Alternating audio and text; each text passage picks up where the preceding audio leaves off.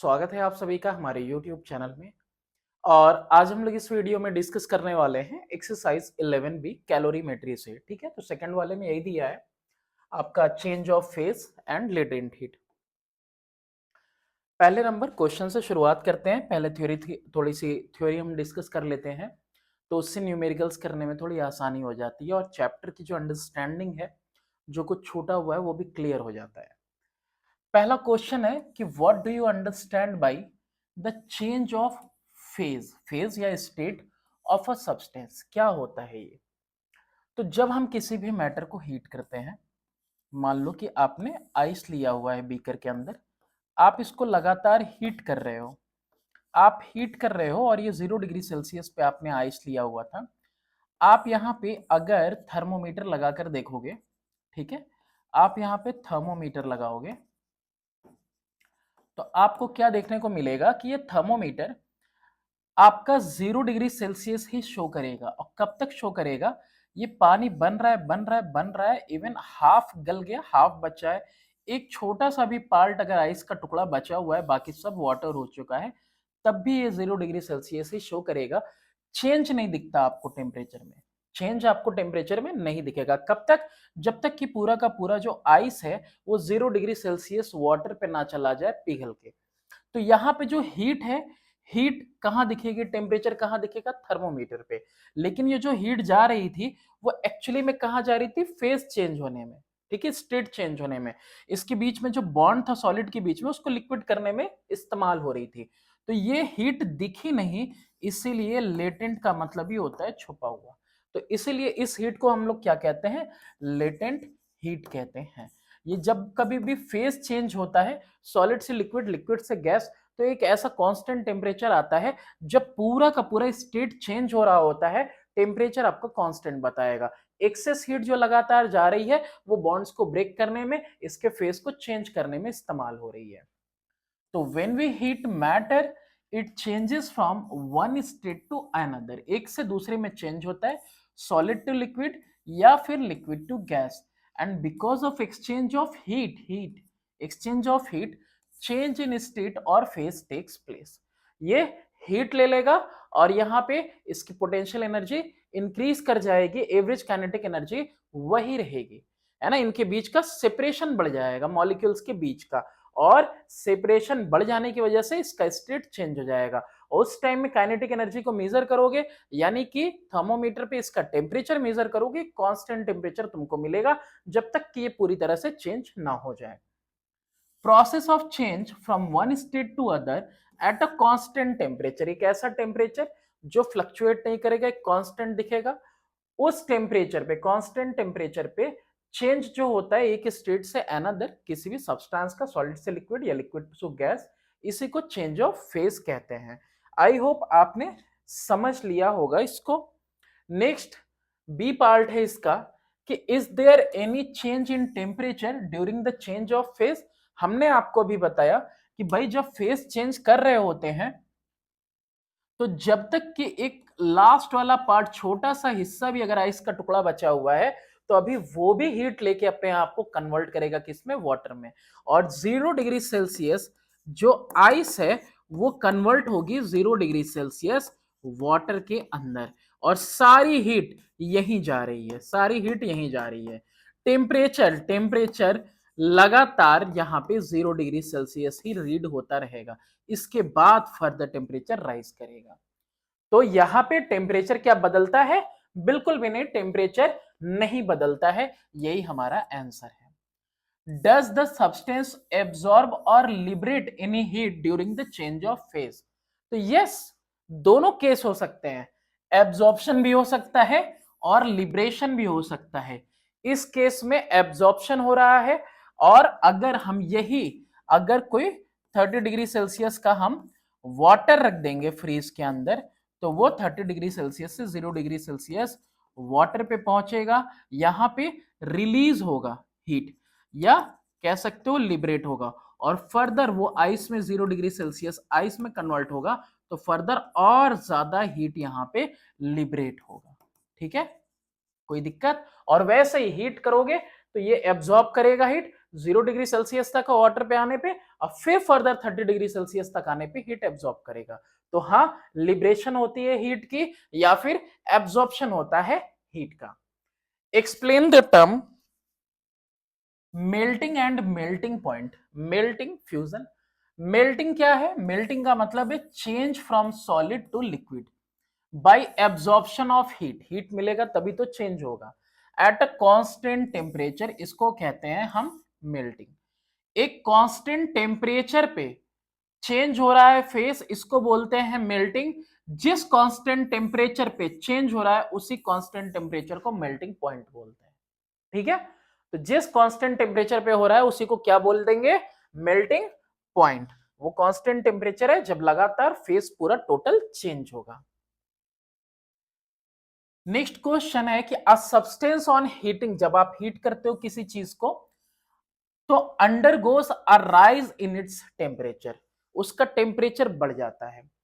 Temperature बढ़ा मतलब average kinetic energy of molecule क्या हो गया? चेंज हो गया। जो वाइब्रेट करते हैं पार्टिकल्स, जो रैंडमली मोशन करते हैं, उन्हीं का मेजर है टेम्परेचर। तो जैसे जैसे आप हीट दोगे तो उसका एवरेज काइनेटिक एनर्जी इंक्रीज करता जाएगा जब सब्सटेंस लगातार हीट अप हो रहा है। A change in its phase without change in temperature. Kinetic energy randomly particle move तो कर रहे थे, वाइब्रेट कर रहे थे, ठीक है हीट देते देते, लेकिन अब एक ऐसा टाइम आ जाएगा कि जो एवरेज काइनेटिक एनर्जी है वो अब पॉज कर जाएगी। अब क्या होगा? ये फर्दर जो है ये यहां पे ये चेंज नहीं होगा, बल्कि फर्दर चेंज किस में आने लगेगा? पोटेंशियल एनर्जी में इंक्रीज हो जाएगा। अब क्या होगा? दो पार्टिकल के बीच में फोर्स ऑफ इंटरेक्शन जो था, फोर्स ऑफ अट्रैक्शन, वो कम हो जाएगा। इनके बीच का जो सेपरेशन है ये सेपरेशन इंक्रीज हो जाएगा। अब जब सेपरेशन, पार्टिकल्स का बीच का सेपरेशन इंक्रीज होगा, इट मींस चेंज आएगा इनके फेज में। ये टेम्परेचर दिखाई नहीं देगा किस पे? थर्मोमीटर पे। ठीक है, क्योंकि अब क्या हो रहा है? अब सेपरेशन इंक्रीज हो रहा है, इनकी बॉन्डिंग अलग हो रही है हीट की वजह से, और इसकी वजह से, उस पैटर्न की वजह से अब इनका स्टेट चेंज हो रहा है। अब ये सॉलिड से लिक्विड हो रहे हैं और लिक्विड से गैस हो रहे हैं। तो सेकेंड देखो, चेंज इन फेड्स के लिए एवरेज पोटेंशियल एनर्जी जो मॉलिक्यूल का होगा वो चेंज हो जाएगा इस जगह पे। चलिए नेक्स्ट क्वेश्चन देखते हैं, क्वेश्चन नंबर 4, और ये मिलता ही जुलता है पहले वाले से। क्या कह रहा है कि how does the average kinetic energy, average kinetic energy, average potential energy of molecule of a substance change during change in phase eight a constant temperature on heating. ठीक है, इसको मत लिखिए, एक ही लाइन में हम यहां पे करवा दे रहे हैं, एक ही जगह पे। देखिए हमने अभी आपको इससे पहले भी पढ़ाया, अभी भी बताते हैं आपको। ड्यूरिंग द चेंज, जब बदलाव हो रहा है, कहां बदलाव हो रहा है? फेज में, यानी सॉलिड से लिक्विड हो रहा है किसी कांस्टेंट टेम्परेचर पे। तो जो लेटेंट हीट यानी हिडन हीट है जो थर्मोमीटर पे नहीं दिखाई दे रही है, मेल्टिंग या लेटेंट हीट ऑफ वेपराइजेशन, या तो सॉलिड से लिक्विड, लिक्विड से गैस हो रहा हो। ये लाइन एक भी लिख सकते हो, कोई दिक्कत नहीं है। ठीक है, तो जो average kinetic energy of the molecule है डज नॉट चेंज। वाइब्रेशन जो हो रहा है किसका? काइनेटिक एनर्जी की वजह से पार्टिकल्स का, वो अब बदल नहीं रहा है। वो एक जो है एक जगह पे आ गया, अब सीज कर गया, अब वो उनके अंदर इंक्रीज नहीं हो रहा है काइनेटिक एनर्जी। सीज मतलब खत्म होना नहीं, इंक्रीज नहीं हो रहा है लेवल काइनेटिक एनर्जी का। अब क्या हो रहा है ऐसे केस में? जब फेस चेंज होने लगा, पहले क्या होता है? देखो होता क्या है, ऐसे ग्राफ बनता है। पहले देखो काइनेटिक एनर्जी जो है बढ़ती रहती है, ठीक है, तो यहाँ पे टेम्परेचर बढ़ते रहता है। फिर ये आ जाता है फेस चेंज, टेम्परेचर कांस्टेंट रहता है अगर हम यहाँ पे टेम्परेचर और टाइम का ग्राफ बनाए तो। ठीक है, टेम्परेचर अब क्या हो गया? यहाँ पे कांस्टेंट हो गया। अब यहाँ पे फेस चेंज हो जाएगा, और फेस पूरी तरह से चेंज हो जाएगा, फिर से राइज इन टेम्परेचर देखने को मिलेगा। तो ये स्टेट यहाँ पे बिल्कुल चेंज हो गया, सॉलिड था तो लिक्विड हो गया। हाँ, तो मैं क्या बता रहा था कि जो एवरेज काइनेटिक एनर्जी है एक हद तक बढ़ी, लेकिन फेज चेंज पे अब क्या हो रहा है? एवरेज काइनेटिक एनर्जी बढ़ नहीं रही है। क्यों नहीं बढ़ रही है? क्योंकि टेम्परेचर दिखा नहीं रहा है बढ़ता हुआ। तो इसका मतलब एवरेज काइनेटिक एनर्जी नहीं बढ़ रही है। अगर एवरेज काइनेटिक एनर्जी नहीं बढ़ रही है तो हीट जा कहां रही है? हीट जा रही है एवरेज पोटेंशियल एनर्जी इंक्रीज कर रही है। क्यों? क्योंकि यहां पे हीट एनर्जी यूज किया जा रहा है टू ओवरकम इंटरमोलिक्यूलर फोर्स। एक दूसरे के साथ जो फोर्स ऑफ अट्रैक्शन है अब उससे ओवरकम हुआ जा रहा है, और ये ओवरकम होने में हीट इस्तेमाल हो रही है, यानी कि वो इंक्रीज कर रहा है अपना सेपरेशन बिटवीन द मॉलिक्यूल। तो ऐसे में क्या हो रहा है, पोटेंशियल एनर्जी उसका इंक्रीज कर रहा है। ठीक है, क्वेश्चन नंबर 3 और 4 आपने देखा दोनों सिमिलर थे, तो ये हो गया आपका। नेक्स्ट क्वेश्चन नंबर 5 देखिए आप, state the effect of presence of impurity on the melting point of ice, give one uses of it. Kulfi वाला कुल्फी बेचता है, और आपने देखा होगा कि भाई वो थोड़ा नमकीन भी लगता है खाने में। देखो होता क्या है, पहले तो अंग्रेजी पढ़ लेते हैं तब हिंदी आपको समझाता हूं, दोनों ही कर सकते हैं या दोनों में से कोई पहले। इफेक्ट क्या है, मेल्टिंग पॉइंट जो है, जो मेल्टिंग पॉइंट होती है डिक्रीज हो जाती है by presence of impurities in it. ठीक है, मेल्टिंग पॉइंट क्या हो गई, डिक्रीज हो गई। यूज ऑफ इंप्योरिटी, इंप्योरिटी का यूज क्या है कि मेल्टिंग पॉइंट डिक्रीज हो गई by presence of impurity like sodium chloride यानी नमक या नाइटर। तो ये फैक्ट इस्तेमाल होता है making freezing mixture, freezing mixture बनाने के लिए, which is used in preparing kulfis और आइसक्रीम। अब मेरी बात सुनो, अब मेल्टिंग पॉइंट यहां पे डिक्रीज कर गया, अब जो बर्फ -0 डिग्री सेल्सियस पे पिघल रही थी अब वो -22 डिग्री सेल्सियस पे आ गई। अब तुम देखो कि यहाँ पे तुमने कुल्फी के लिए, आइसक्रीम के लिए, कुल्फी के लिए तुमने यहाँ पे रख दिया है वही कुल्फीज बनाने के लिए जो भी क्रीम वगैरह तुमने यहाँ पे रख दिया है। ठीक है, अब इसको तुम सराउंड कर दो किससे, -22 डिग्री सेल्सियस वाले आइस से। ठीक है, -22 डिग्री सेल्सियस वाले आइस से। अब ये -22 डिग्री वाला सेल्सियस वाला जो आइस है ना, इससे बहुत सारी हीट लेगा, ढेर सारी हीट लेगा। क्या करने के लिए, -22 से भाई -10 तक जाने के लिए, -5 तक जाने के लिए, या फिर 0 डिग्री सेल्सियस आइस तक जाने के लिए ढेर सारी इससे हीट लेगा, और ढेर सारी इससे हीट लेगा तो ये क्या करेगा, ये अपने आप फ्रीज कर जाएगा। ठीक है, तो इस तरीके से ये बनाते हैं आइसक्रीम। ठीक है,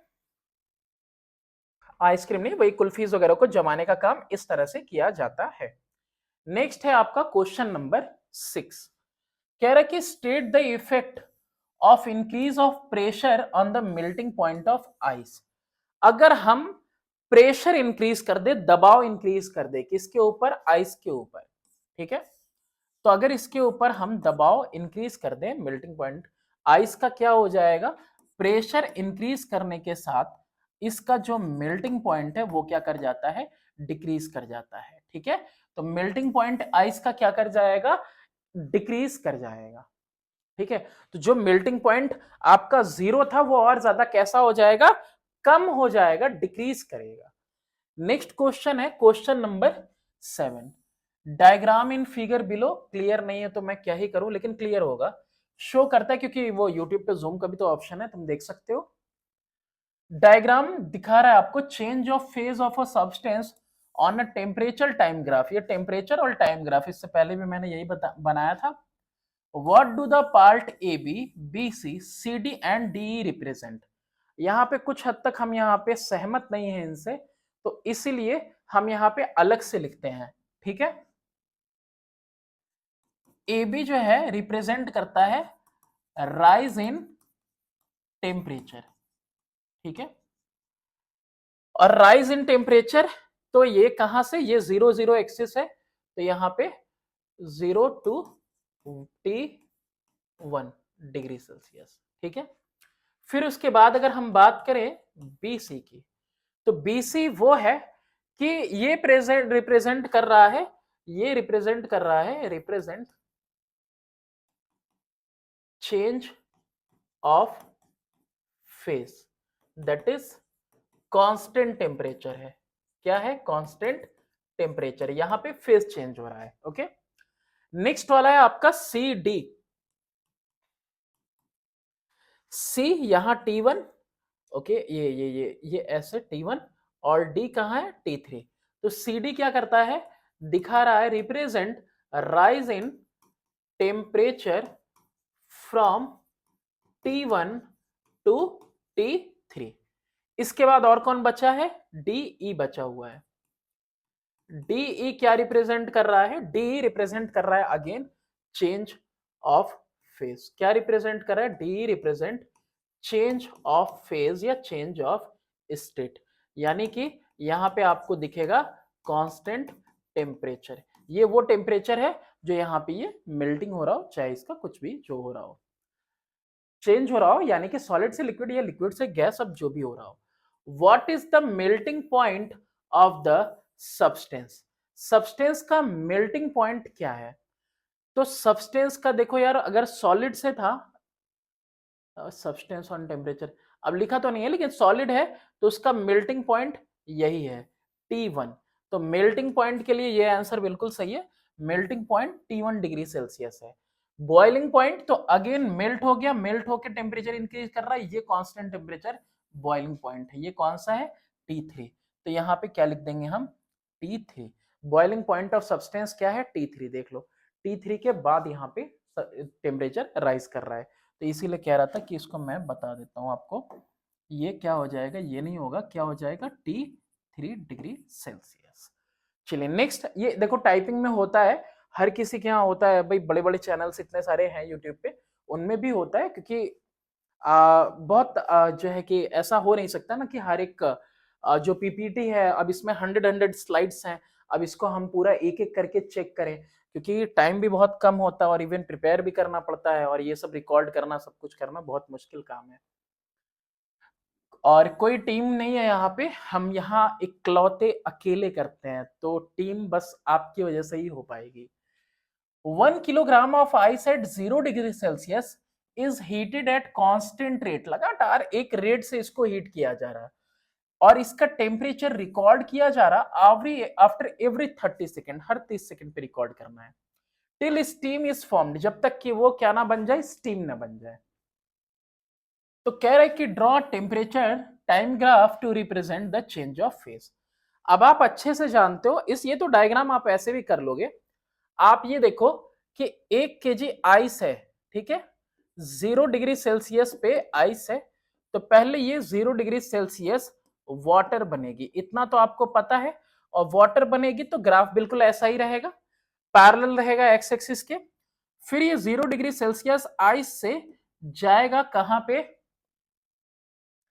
इसके बाद ये 100 डिग्री सेल्सियस तक जाएगा, और 100 डिग्री सेल्सियस पे जाने के बाद, और ये 100 डिग्री सेल्सियस भी वाटर ही रहेगा, अब इसके बाद फिर से ग्राफ सीधा हो जाएगा, और ये बन जाएगा आपका 100 डिग्री सेल्सियस से ऊपर गया, अभी यहाँ पे क्या बनेगा, 100 डिग्री सेल्सियस पे ही, 100 डिग्री सेल्सियस पे ही फेस चेंज होने लगेगा, वाटर से गैस में बदलने लगेगा। अब कब तक यही टेम्परेचर रहेगा, जब तक एक भी बूंद पानी रहेगा बीकर के अंदर, या जिसके अंदर आप इसको एवेपोरेट करवा रहे हो। हर बार टाइम 30 सेकेंड आप ले लोगे, ठीक है। तो ये वो है जब फेस चेंज हो रहा है, और ये भी पार्ट वो है जब फेस चेंज हो रहा है। तो टेम्परेचर टाइम ग्राफ में जब कभी भी फेज का चेंज होगा तो टेम्परेचर कांस्टेंट दिखेगा, दैट इज कि ग्राफ जो होगा एक्स एक्सिस के पैरेलल बनेगा। क्वेश्चन नंबर 9 की बात करते हैं। क्वेश्चन नंबर 9 देखो क्या है, explain the terms boiling and boiling point. अब जैसे मेल्टिंग और मेल्टिंग पॉइंट था, बॉइलिंग और बॉइलिंग पॉइंट हो जाएगा। तो change of liquid to gaseous phase, liquid का गैस में कन्वर्ट होना, ठीक है, इसका ये लिक्विड और ये ऐसे गैस में कन्वर्ट होना एट अ कांस्टेंट टेम्परेचर, एक टेम्परेचर पे, that is called what, boiling. तो यानी मिक्सचर बॉयल कर रहा, जिस टेम्परेचर पे बॉयल कर रहा, जिस कांस्टेंट टेम्परेचर पे, उसी को बोलते हैं हम लोग boiling point. The particular temperature जिस पे वेपराइजेशन ऑकर होता है, that is called boiling point of a liquid, of that liquid, है ना, उस लिक्विड का। नेक्स्ट क्वेश्चन की तरफ आगे बढ़ते हैं, और नेक्स्ट क्वेश्चन अपना 10, how is the volume of water affected when it boils at 100 degree Celsius. अरे बहुत ज्यादा इफेक्ट पड़ती है, इवन बड़ा सा बादल जो होता है, एक बूंद पानी लेके घूमता है भाई, बहुत, तो ऐसा नहीं कि मतलब बहुत ज्यादा जो है कि वो रहता है, पानी रहता है, बादल घिर रहे हैं, तो है ना। Volume increases eight, that means कि वाटर जो है चेंजेस इनटू वाटर वेपर। ऐसे कंडीशन में क्या होता है कि वॉल्यूम कई गुना बढ़ जाता है, इवन एग्जैक्ट मेरे को याद नहीं आ रहा, लेकिन यहाँ बुक में दिया हुआ है आपके, आईसीएससी की जो बुक है उसमें है। How is the boiling point of water affected when salt is added to it. Boiling point कैसे अफेक्टेड होगा अगर हमने नमक डाल दिया। घर के अंदर आपने देखा होगा कुछ भी उबालना हो, कुछ भी गलाना हो पानी के अंदर, तो क्या करता है, नमक डाल दो। नमक क्या करता है, और देखते हैं नमक करता क्या है। ये जो 100 डिग्री सेल्सियस का नमक पे बॉयल होने वाला वाटर होता है, जैसे ही इसमें हम सोडियम क्लोराइड नमक डाल देंगे, तो अब जो बॉइलिंग पॉइंट 120 से 125 हो जाता है। इससे पहले आलू लगातार इसी के अंदर बॉयल हो रहा था, या तुम्हारे ये ठीक है पोटैटो आप बॉयल कर रहे थे, तो ये 100 डिग्री सेल्सियस का कांस्टेंट टेम्परेचर इसको मिल रहा था। साथ ही साथ कढ़ाई के किनारे से ये जो है वाटर इवेपोरेट भी कर रहा था। लेकिन अब क्या हुआ, अब जो है वाटर का जो बॉइलिंग पॉइंट है वो चला गया 120 से 125। वही आलू जो 100 डिग्री सेल्सियस कांस्टेंट टेम्परेचर पा रहा था, क्योंकि इसके आगे तो पानी वेपर बन जा रहा था, अब वही पानी 120 से 125 डिग्री सेल्सियस दे रहा है तुम्हारे पोटैटो को। तो यानी अब क्या मिल रहा है, अब इसको एक्स्ट्रा ज्यादा हीट मिल रही है, एक्स्ट्रा हीट मिल रही है ना, एक्सेस हीट मिल रही है। अब ये जल्दी पक जाएगा। इसीलिए जब कभी भी सब्जी वगैरह बनाया करो घर में, तो क्या करना चाहिए, पानी में अगर बनाना है तो नमक डाल दो, ठीक है, जल्दी पक जाएगा इसी की वजह से। तो बॉइलिंग पॉइंट क्या हो रहा है भाई, इंक्रीज कर जा रहा है जब हम सॉल्ट इसके अंदर ऐड कर जा रहे हैं। तो अब ये सब तुम्हें हर तरह के हैक तो ऑलरेडी लोगों ने बता ही रखे हैं, मैं क्या ही करूं, पूरा यूट्यूब भरा हुआ है, इतनी इंफॉर्मेशन से भरा हुआ है कि मेरी इंफॉर्मेशन वायरल नहीं हो रही है। ठीक है, तो मेरी इंफॉर्मेशन को तुम वायरल करो, है ना, पर्टिकुलर चैप्टर बताओ, ये जो भी है सब आपको मिलेगा। इसके बाद इलेक्ट्रिसिटी अपलोड करूंगा मैं। What is the effect of increase in pressure on the boiling point of a liquid. Pressure increase करोगे तो क्या होगा, अगर दबाव बढ़ेगा तो ऐसे कंडीशन में तुम्हारा जो ये क्या बोलते हैं बॉइलिंग पॉइंट है ना, ये भी तुम्हारा इंक्रीज कर जाएगा। ठीक है, अब इसका भी देखो फिजिक्स है भाई, जानते हो ये कुकर है, ठीक है, ठीक, ये आपका कुकर है ना। कुकर में होता क्या है, आपने खाना डाल दिया और उसके ऊपर से आपने इसके ऊपर ढक्कन लगा दी। अब क्या हुआ, इसके अंदर वेपर फॉर्म हो रहा है, तो हो क्या रहा है, प्रेशर इंक्रीज कर जा रहा है, तकरीबन 1.75 टाइम्स हो जा रहा है ऑफ ये जो बाहर में है ऑफ एटमॉस्फेरिक प्रेशर, इतना हो जा रहा है, इससे ज्यादा हो जा रहा है एटमॉस्फेरिक प्रेशर, इतना बढ़ गया, अंदर कुकर के अंदर का प्रेशर इतना बढ़ गया। अब प्रेशर जब अंदर बढ़ जाता है, तो ऐसे कंडीशन में ये जो बॉइलिंग पॉइंट है ये भी आपका बढ़ गया। अब बॉइलिंग पॉइंट अगर बढ़ गया तो इसके अंदर जो भी पानी डाला है आपने, प्रेशर कुकर में है, आप दाल पका रहे हो, अब वो वाटर क्या देगा, वाटर देगा एक्सेस हीट। क्यों, क्योंकि बॉइलिंग पॉइंट इंक्रीज कर गया, तो वो एक्सेस हीट तक रहेगा, यानी बॉयल होने से पहले। ठीक है, तो एक्सेस हीट देगा, तो इंक्रीज करने के साथ साथ इंक्रीज हो जाता है, और डिक्रीज करने के साथ डिक्रीज भी हो जाता है। ठीक है, तो यहाँ पे कुकर में इसीलिए खाना पीना जल्दी पकता है। प्रेशर जैसे ही इंक्रीज किया, तो अब जो है पानी बॉयल होके क्या नहीं हो रहा है, वेपर में चेंज नहीं हो रहा है। अब पानी जो 100 डिग्री सेल्सियस तक बस रहता था, अब वो गर्म हो रहा है, गर्म हो रहा है 120 125 डिग्री सेल्सियस तक, और उतनी हीट दे रहा है अंदर जो भी रखा हुआ है पकने के लिए। इसका दूसरा कंडीशन ये भी देख लो, डिक्रीज वाला, जब आप कहीं पहाड़ों पे चले जाते हैं, ठीक है, पहाड़ों पे अभी तक तो मैं गया नहीं, और जाना तो है, और यहाँ पे इन पहाड़ों पे यही प्रेशर कुकर आपने नहीं रखा, और आपने ले ली ऐसे कढ़ाई, ठीक, और बनाने लगे यार खाना इसी में, होगा क्या पता है, मेल्टिंग पॉइंट, अरे बॉइलिंग पॉइंट यहाँ पे डिक्रीज कर जाएगी, यानी कि बिलो आ जाएगी किसके, 100 डिग्री सेल्सियस के भी नीचे आ जाएगी। मतलब कि अगर इसके अंदर कुछ भी तुमने रखा है पकाने के लिए, तो उसको हीट मिलने से पहले ये पानी ही क्या करेगा, हीट लेके इवेपोरेट करता रहेगा, इवेपोरेट कर जाएगा। जितना भी पानी डालोगे 70 80 या 85 90 डिग्री सेल्सियस तक आते आते, इतने हल्के टेम्परेचर तक आते आते पूरा पानी ही इवेपोरेट होने लगेगा। इसीलिए जब खाना बनाया जाता है तो प्रेशर कुकर का इस्तेमाल किया जाता है पहाड़ों पे, ताकि प्रेशर इंक्रीज किया जा सके, अरे और बॉइलिंग पॉइंट उसके इंक्रीज हो जाए। Water boils at 120 degree Celsius in pressure cooker. देखा, अभी आ ही गया सवाल। एक्सप्लेन द रीजन, क्योंकि इंक्रीज कर दिया जब हमने प्रेशर तो boiling point of a liquid increases, तो बॉइलिंग पॉइंट भी इंक्रीज कर गया, मतलब अब 100 डिग्री सेल्सियस पे नहीं इवेपोरेट होगा, मोर देन 120 डिग्री सेल्सियस पे इवेपोरेट होगा। प्रेशर कुकर में steam is not allowed to escape. भाई सीटी लगी हुई है, बहुत ज्यादा एक्सेस होगा तब बाहर निकलता है, और इसीलिए प्रेशर इंक्रीज हो जाता है 1.75 times of the atmospheric pressure. ठीक है, और इसीलिए जो उसके अंदर खाना होता है जल्दी पक जाता है। चलो आगे देखते हैं। क्वेश्चन नंबर है 14। Write down the approximate range of temperature at which water boils in pressure cooker. तो ये यही है 120 के बाद से लेके 125 के बीच तक। ठीक है, ये आपका अप्रोक्सीमेट है, लगभग लगभग इसी में फॉलो करेगा। नेक्स्ट है, it is difficult to cook vegetable on hills and mountains, explain the reason. अभी हम आपको बता चुके है ना, वेजिटेबल वगैरह जो माउंटेन्स पे पकाने हैं। तो पहाड़ियों पे हाई एल्टीट्यूड पे एटमॉस्फेरिक प्रेशर जो है is less and water boils at lower temperature than boiling point. तो water start boiling below 100 degree Celsius, but required amount of heat is not available to जो vegetables, hence cooking vegetable becomes difficult on hills। अंग्रेजी थी, हिंदी बता रहे अच्छे से आपको। आप चले गए पहाड़ों पे, अब आपने रख दिया यहां पे खाना। अब ये जो वेजिटेबल्स यहाँ पे पड़े हुए हैं, इन वेजिटेबल्स को अगर पकाना है तो भाई मोर देन 100 डिग्री सेल्सियस, इससे ज्यादा टेम्परेचर दोगे तब तो ये पकेगा। ठीक है, और आपने डाला इसके ऊपर, क्या डाला इसके अंदर, पानी डाला है। अब ये पानी जो है 100 डिग्री सेल्सियस तक जाने के बजाय उससे कम पे ही, मान लो कि 90 डिग्री सेल्सियस पे ही तुरंत क्या कर जा रहा है, इवेपोरेट कर जा रहा है, या फिर क्या कह सकते हो, स्केप कर जा रहा है। तो तुमने इसमें अगर बाल्टी भर के भी पानी डाल दिया, बाल्टी भर के भी पानी डाल दिया, तो वो 90 या उससे कम ही टेम्परेचर पे पूरा का पूरा इवेपोरेट करने लगा, और इसको 90 डिग्री सेल्सियस का या उससे लोअर टेम्परेचर पे जो वाटर है बस वही मिल पा रहा है। तो हीट एनर्जी सफिशिएंट मिलेगी कि नहीं, पकेगा।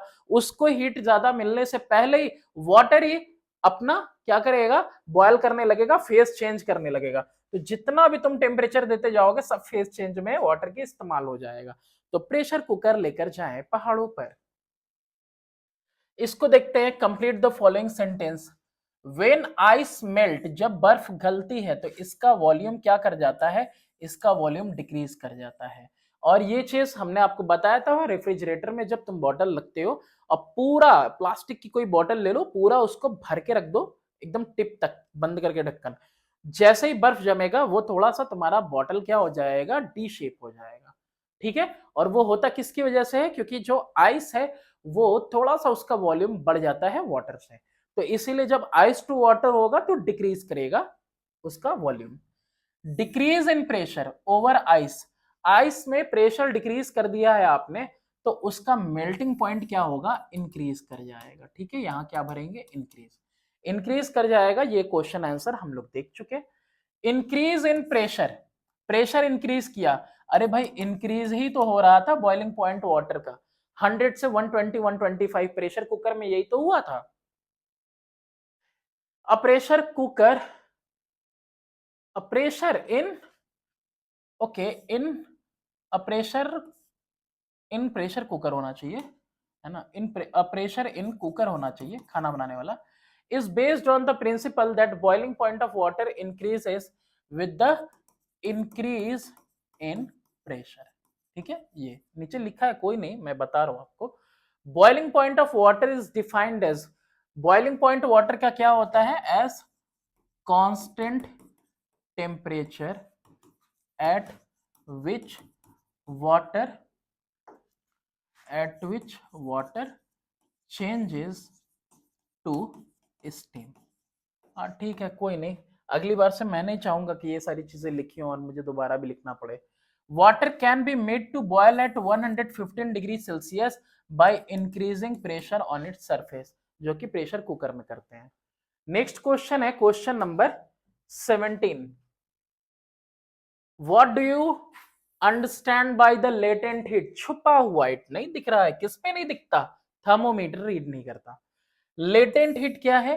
हीट सप्लाइड और absorbed by substance at constant temperature to change from one phase to another is called latent heat. सबसे पहले चैप्टर के शुरू होते ही मैंने बताया है इसको। स्पेसिफिक लेटेंट हीट क्या होता है? ऑफ फ्यूजन ऑफ आइस, और उसकी एसआई यूनिट भी बतानी है आपको। स्पेसिफिक लेटेंट हीट तो आपको पता चले गया, स्पेसिफिक है तो आप समझ ही सकते हो कि स्पेसिफिक जैसे ही यूज कर दे रहा है heat capacity, specific heat capacity exercise 11 में पढ़ चुका है आप। तो स्पेसिफिक यूज कर दिया यानी कि यूनिट मास की बात कर दी उसने।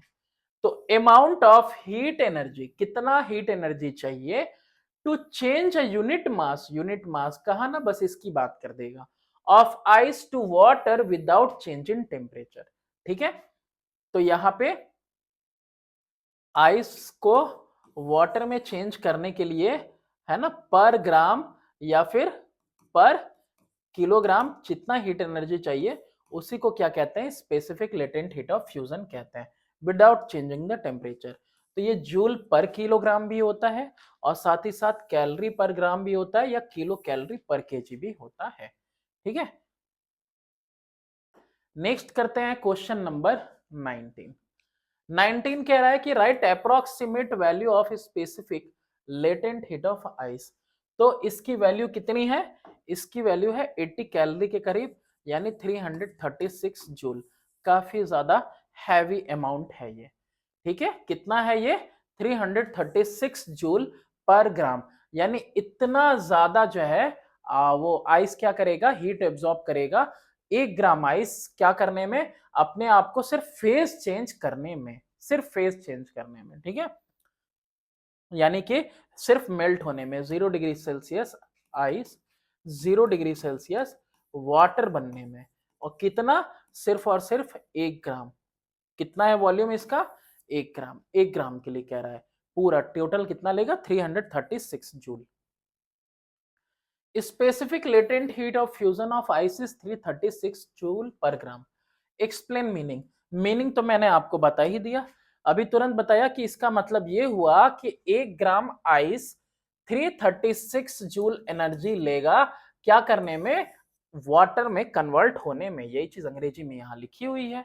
ठीक है, और या फिर 1 gram of ice at 0 degree Celsius, ये काटो भाई, ये 0 डिग्री सेल्सियस एब्जॉर्ब करेगा 80 कैलोरी।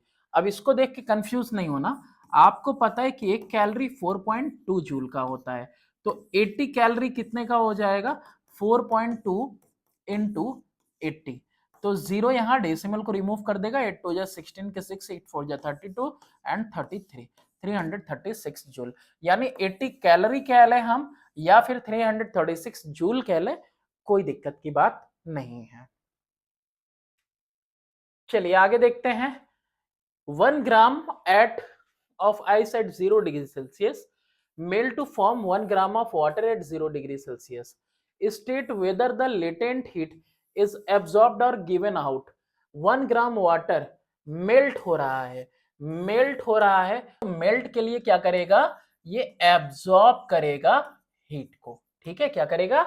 एब्जॉर्ब करेगा हीट को, तभी तो मेल्ट करेगा। तो लेटेंट हीट क्या हो रहा है यहाँ पे? एब्जॉर्ब हो रहा है।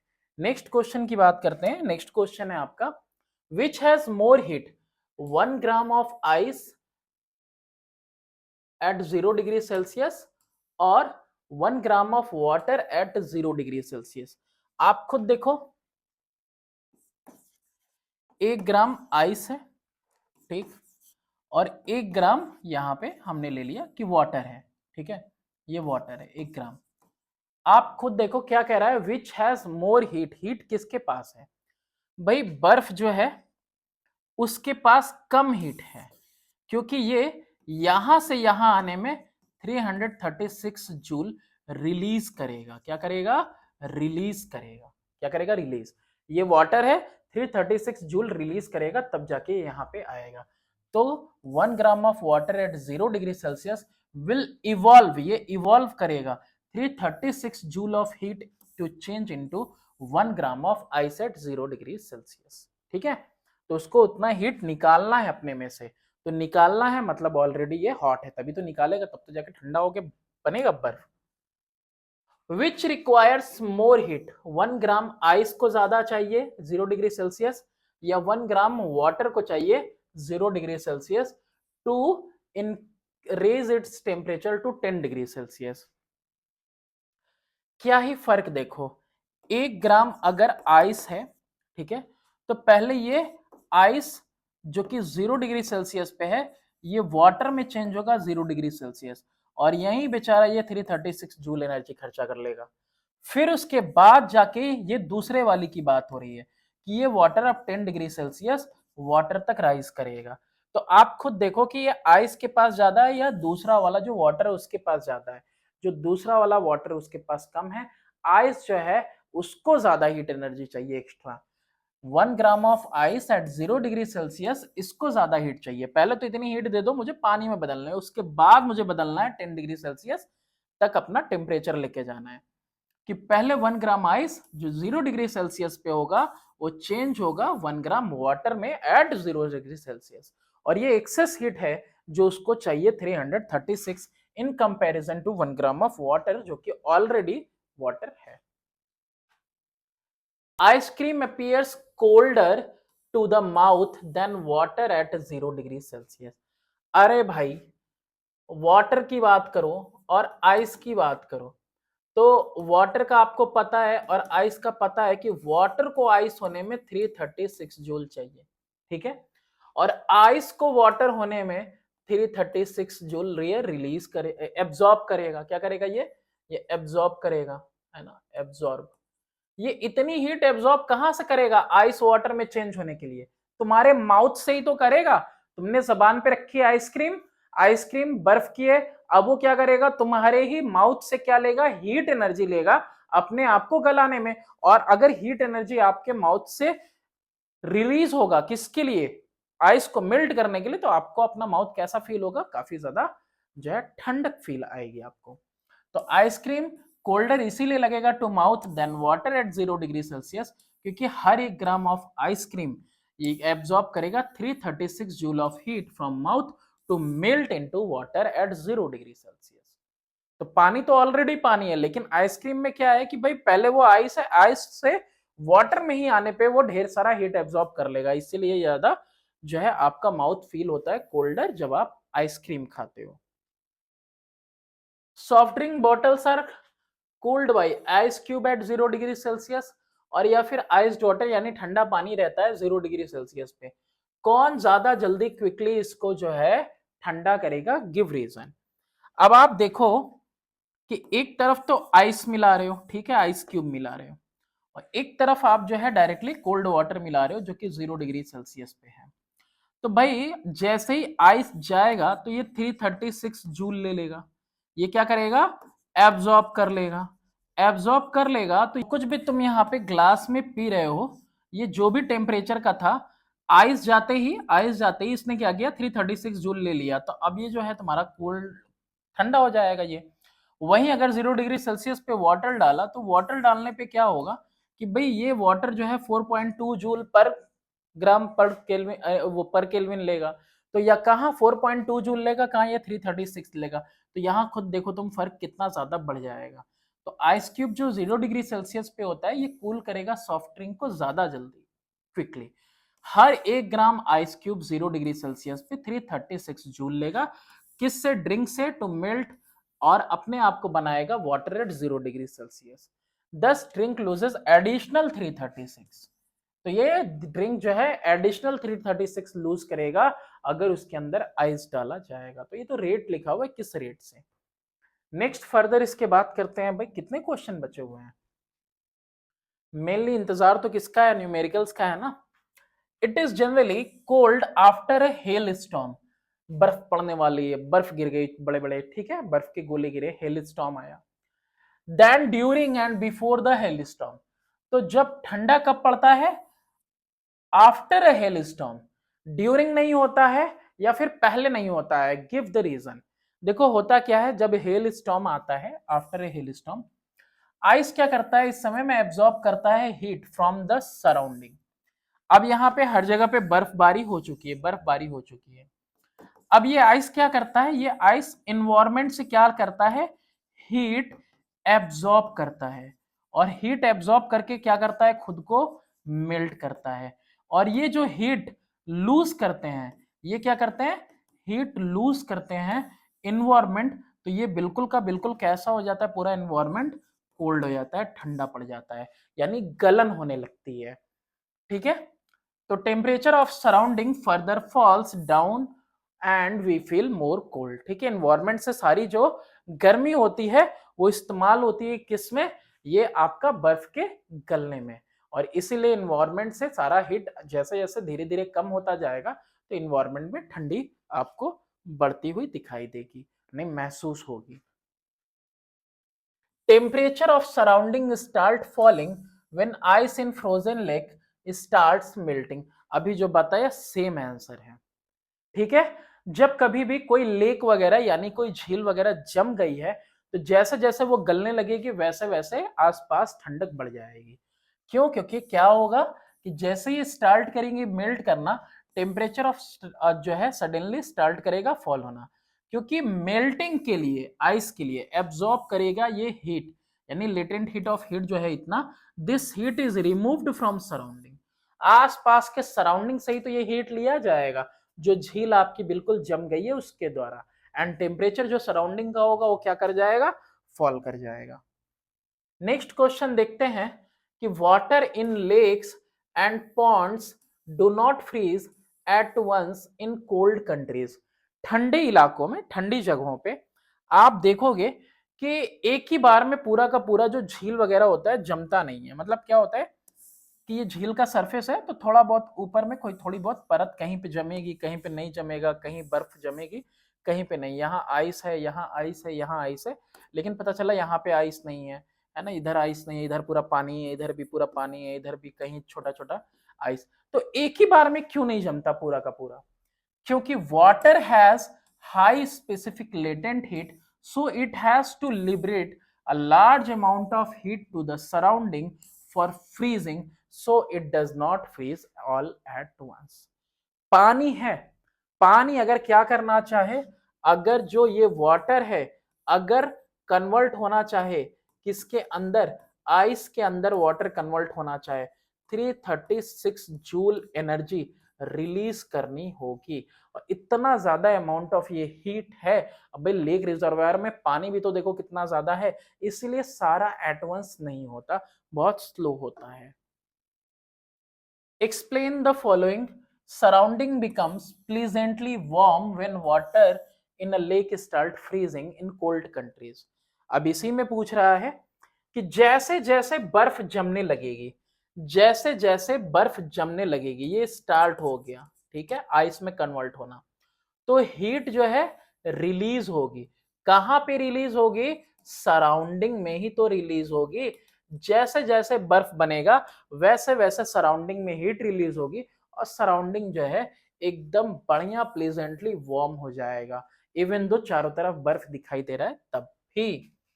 तो heat supplied to a substance during its change of state does not cause any rise in temperature. तो यहाँ पे इसका आंसर हो जाएगा कि हीट एनर्जी या तो एब्जॉर्ब हो जाती है जब मेल्ट कर रहा होता है, राइज इन टेम्परेचर नहीं दिखाएगा, पोटेंशियल एनर्जी इंक्रीज करेगी, काइनेटिक एनर्जी सेम रहेगा, और या फिर हीट एनर्जी क्या होती है, रिजेक्ट की होती है, यानी कि रिलीज होती है वाइल फ्रीजिंग, फ्रीज करते टाइम। तो फेज चेंज में इसलिए आपको राइज इन टेम्परेचर नहीं देखने को मिलता है। तो इससे ज्यादा प्रॉपर होगा वो काइनेटिक थ्योरी वाला, आप अगर लिख लोगे मॉडल वाला, काइनेटिक मॉडल वाला, तो बेहतर होगा। मल्टीपल चॉइस क्वेश्चन आ गया, बोल रहा है SI unit of specific latent heat, specific की बात कर रहा है तो पर ग्राम पर जूल ऐसे ही आएगा। तो यहाँ पे कैलोरी ग्राम पर केल्विन दिया हुआ है, जूल पर किलोग्राम दिया हुआ है, कैलोरी पर ग्राम दिया हुआ है, एसआई यूनिट होता है जूल पर किलोग्राम। ठीक है, तो ऑप्शन नंबर सी हमारा करेक्ट है। फर्दर आगे देखते हैं, specific latent heat of fusion of water, water की बात कर रहा है, तो वाटर के लिए हम लोगों ने पढ़ा था 336 जूल पर ग्राम था, केजी नहीं था, तो ये पर ग्राम में ये हो गया ना, 80 calorie is equal to 4.2 into 80 joule, और ये आएगा 336 जूल पर ग्राम। तो यही वाला आंसर हमारा करेक्ट हो गया। नेक्स्ट बात करते हैं, नेक्स्ट क्वेश्चन। नेक्स्ट है आपका, चलिए न्यूमेरिकल्स, बहरहाल आ ही गए। अब आ ही गए हो तो तुम्हें सॉल्व भी करेंगे हम। 10 gram of ice at 0 degree Celsius absorb 5460 joule of heat energy to melt and change to water at 50 degree Celsius। समझिएगा आप, 10 ग्राम of ice, ice 0 degree Celsius पे कन्वर्ट होगा, आइस नहीं सॉरी वाटर 0 डिग्री सेल्सियस पे, water पे 0 degree Celsius पे, then water, again water पे temperature change आएगा 10 डिग्री सेल्सियस का। ठीक है, calculate the specific latent heat of fusion of ice, specific capacity of water is इतना 4200 जूल पर किलोग्राम पर केल्विन। तो और करके यहां पे लिख देता हूं मैं 4.2 जूल पर ग्राम पर केल्विन। ठीक है, अरे ये किलोग्राम के लिए मैंने 1000 से डिवाइड कर दिया तो वो उसके लिए हो गया। तो यहां पे जब फेज चेंज हो रहा है तो फॉर्मूला लगेगा ml, और जैसे ही वाटर से वाटर टेम्परेचर में चेंज आ रहा है तो यहां पे क्या लगेगा, mc डेल्टा टी लगेगा। ठीक है, ये पिछले चैप्टर में पढ़ा, ये इस चैप्टर में तुमने पढ़ा। तो यहां पे क्या करना है आपको कि ये एब्जॉर्ब करता है इतना हीट, तो Q is equal to total heat energy is equal to ml plus mc delta T। अब ये सारा आपको, ये जो मैंने बना के दिखा दिया, आप एग्जाम में भी बना देना, कोई नहीं।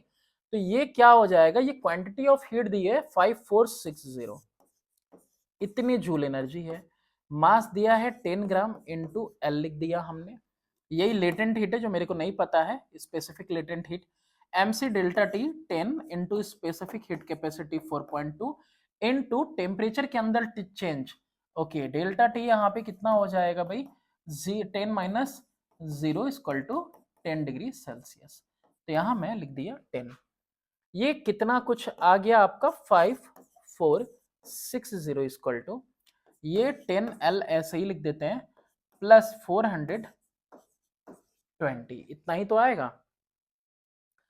तो इधर करो अब, therefore 10 into L is equal to 5460 minus 420 M C delta T. मैं वही देख रहा था कि आंसर क्यों नहीं आ रहा है, क्योंकि यहाँ पे 50 डिग्री सेल्सियस दिया हुआ है। I am really sorry for this. Okay, ये कितना हो जाएगा आपका, 50 हो जाएगा। तो यहाँ पे अब वैल्यू चेंज हो जाएगी थोड़ा सा, यहाँ पे मैं कहीं पे भी कटपिट नहीं करने वाला हूँ। ये देखो एकदम वीडियो मैं खुद ही नहीं चाहता हूँ ज़्यादा कटपिट करूँगा तो फिर मुझे एडिट करने में दिक्कत होता है। ठीक है, तो 10L प्लस ये कितना हो जाएगा, 50 हो जाएगा। 5 टू जा 10 का 0 और 5 4 जा 20 और ये हो गया तुम्हारा 21। और देखो एक 0 2 0, 5 टू जा 10, 3 0, तो 2 0 यहाँ रहना ही है, एक ही जाएगा। अब यहाँ पे therefore 10L is equal to कितना हो जाएगा, 5460 माइनस 2100। अब देखो 460 में से 100 लेके चले जाओ, पहले 460 माइनस सी 360 आ गया, 5 में से 2 लेके जाओ 3 आ जाएगा। 10L की वैल्यू, L की वैल्यू कितनी हो जाएगी, 336 अपॉन में 10, और ये वैल्यू सॉरी 0 भी है, तो ये वैल्यू आ गई 336 जूल पर ग्राम आ गया। ये आ गया आपका, ये स्पेसिफिक लेटेंट हीट आ गया। ठीक है, चलो इतना हो गया। अब इसके बाद कौन सा क्वेश्चन करना है हम लोगों को, क्वेश्चन नंबर 2 कह रहा है कि how much heat energy is released when 5 gram of water eight 20 degree Celsius changes into ice 0 degree Celsius. Okay, तो पहले इसको भी समझते हैं कि यहाँ पे 5 ग्राम पानी है, पहले क्या है, वाटर है, और वाटर कितने पे है, 20 डिग्री सेल्सियस पे है। ये पहले चेंज होगा वाटर में ही, जो कि 0 डिग्री सेल्सियस, और उसके बाद ये आइस में चेंज होगा यानी 0 डिग्री सेल्सियस में। तो वाटर टू वाटर जाएगा तो mc डेल्टा टी लगेगा, और जैसे ही वाटर टू आइस जाएगा तो यहाँ पे ml लगेगा। स्पेसिफिक हीट कैपेसिटी वाटर की इतनी लेनी है। A specific heat latent heat of fusion कितना लेना है 336, ये C की वैल्यू है और L की वैल्यू वहां पे दी हुई है 336 दी हुई है। तो एनर्जी, तो टोटल एनर्जी क्या हो जाएगा Q is equal to mc delta T plus ml। ठीक है, पहले क्या करेगा, ये पानी आपका जो है 0 डिग्री सेल्सियस तक जाएगा। तो डेल्टा टी अगर हम बात करें तो डेल्टा टी कितना हो जा रहा है, ये 20 minus 0 equal to 20 degree Celsius. Mass कितना है, तो यहाँ पे मैं बहुत सारी चीजें नहीं लिख रहा हूँ, देखो मैं यहाँ पे दिखा दे रहा हूँ, ये मास है आपका, और यहाँ पे बाकी सारी चीजें तो आपको पता ही है जो कि इम्पोर्टेंट है ना, यहाँ पे आप देख सकते हो। चलो तो यहाँ पे मास कितना है 5 ग्राम है, specific heat capacity of water 4.2 होता है, और इनटू टेम्परेचर कितना दिया हुआ है 20 दिया हुआ है। ठीक है, ये देखो ना 20 माइनस 0, तो पहले 20 से 0 डिग्री सेल्सियस पे आएगा, फिर 5 ग्राम ही है पानी, और लेटेंट हीट कितना दिया है 336 दिया हुआ है। तो अब यहाँ पे देखो 42 इंटू 5 इंटू 2, तो इससे अच्छा मैं क्या कर दूं 5 टू जा 10 कर दूं, 10 इसके डेसिमल को हटा देगा, तो 5 टू जा 10 कितना हो गया 42, 420 हो गया बस। अरे एक डेसिमल एक जीरो खत्म हो जाएगा, नहीं आएगा। फिर उसके बाद कितना है 5 6 जा 30 का 0, 5 3 जा 15, 3 18 का 8, 5 3 जा 15, 1 16, और ये 20 ऐड कर दोगे 1700 और 400 तो कितना आ जाएगा 2100 जूल। ये आ गया क्वेश्चन नंबर 2 का भी आंसर। नेक्स्ट क्वेश्चन करते हैं। नेक्स्ट क्वेश्चन है question number 3। A molten metal of mass देखो यहाँ है 150 gram is kept at its melting point 800 degree Celsius, ये टेम्परेचर है। when it is allowed to freeze at the same temperature it gives out इतना energy, ये किसकी value भाई Q की वैल्यू है ना। what is the specific latent heat of the metal, अब आपको मास पता है, वहां पे वो भी पता है, और उसी टेम्परेचर पे इसको फ्रीज किया जा रहा है ना। मोल्टेन मेटल है, मेल्टिंग पॉइंट है, it is allowed to freeze at the same temperature 800 से डिग्री सेल्सियस पे ही, तो यहाँ पे सिर्फ फेज चेंज हो रहा है। तो Q is equal to ml, Q की वैल्यू 75,000 है, इज इक्वल टू मास कितना है 150 है इनटू L, तो L स्पेसिफिक, अरे सॉरी लेटेंट हिट क्या आ जाएगा इसका, आपका स्पेसिफिक लेटेंट हिट 75,000 अपॉन में 150, 0 से 0 कैंसिल करिए, 15 1 जा 15 5 जा 500, तो L कितना आ गया, ये 500 जूल पर ग्राम आ गया। ठीक है, चलिए दूसरा क्या कह रहा है, if the specific heat capacity of metal is C की वैल्यू बोल रहा है, किसकी वैल्यू C की वैल्यू बोल रहा है, इतनी है, how much additional heat energy will the metal give out in cooling to -50 degree Celsius. Okay, पहली बात तो डेल्टा टी क्या होगा वो देखो, डेल्टा टी ये होगा कि भाई पहले शुरुआत में टेम्परेचर कितना था 800 डिग्री सेल्सियस, और वहां से कितने पे जाना है -50 डिग्री सेल्सियस, तो यानी कि टेम्परेचर में चेंज आएगा टोटल 850 डिग्री सेल्सियस का। ओके, तो एक्स्ट्रा हीट और कितना देगा Q is equal to mc delta T. अब तो ये फ्रीज हो चुका है, हीट कर रहा हूं, मास कितना है 150 ग्राम का है आई थिंक, है ना 150 ग्राम का। C की वैल्यू तुमने देखी कितना है 200 जूल पर केजी दिया हुआ है। ओके, अगर ये किलोग्राम में दिया हुआ है तो कोई दिक्कत नहीं, ये किलोग्राम में दिया है तो यहां नीचे हम 1000 लगा दें, इसको भी किलोग्राम में कर दें।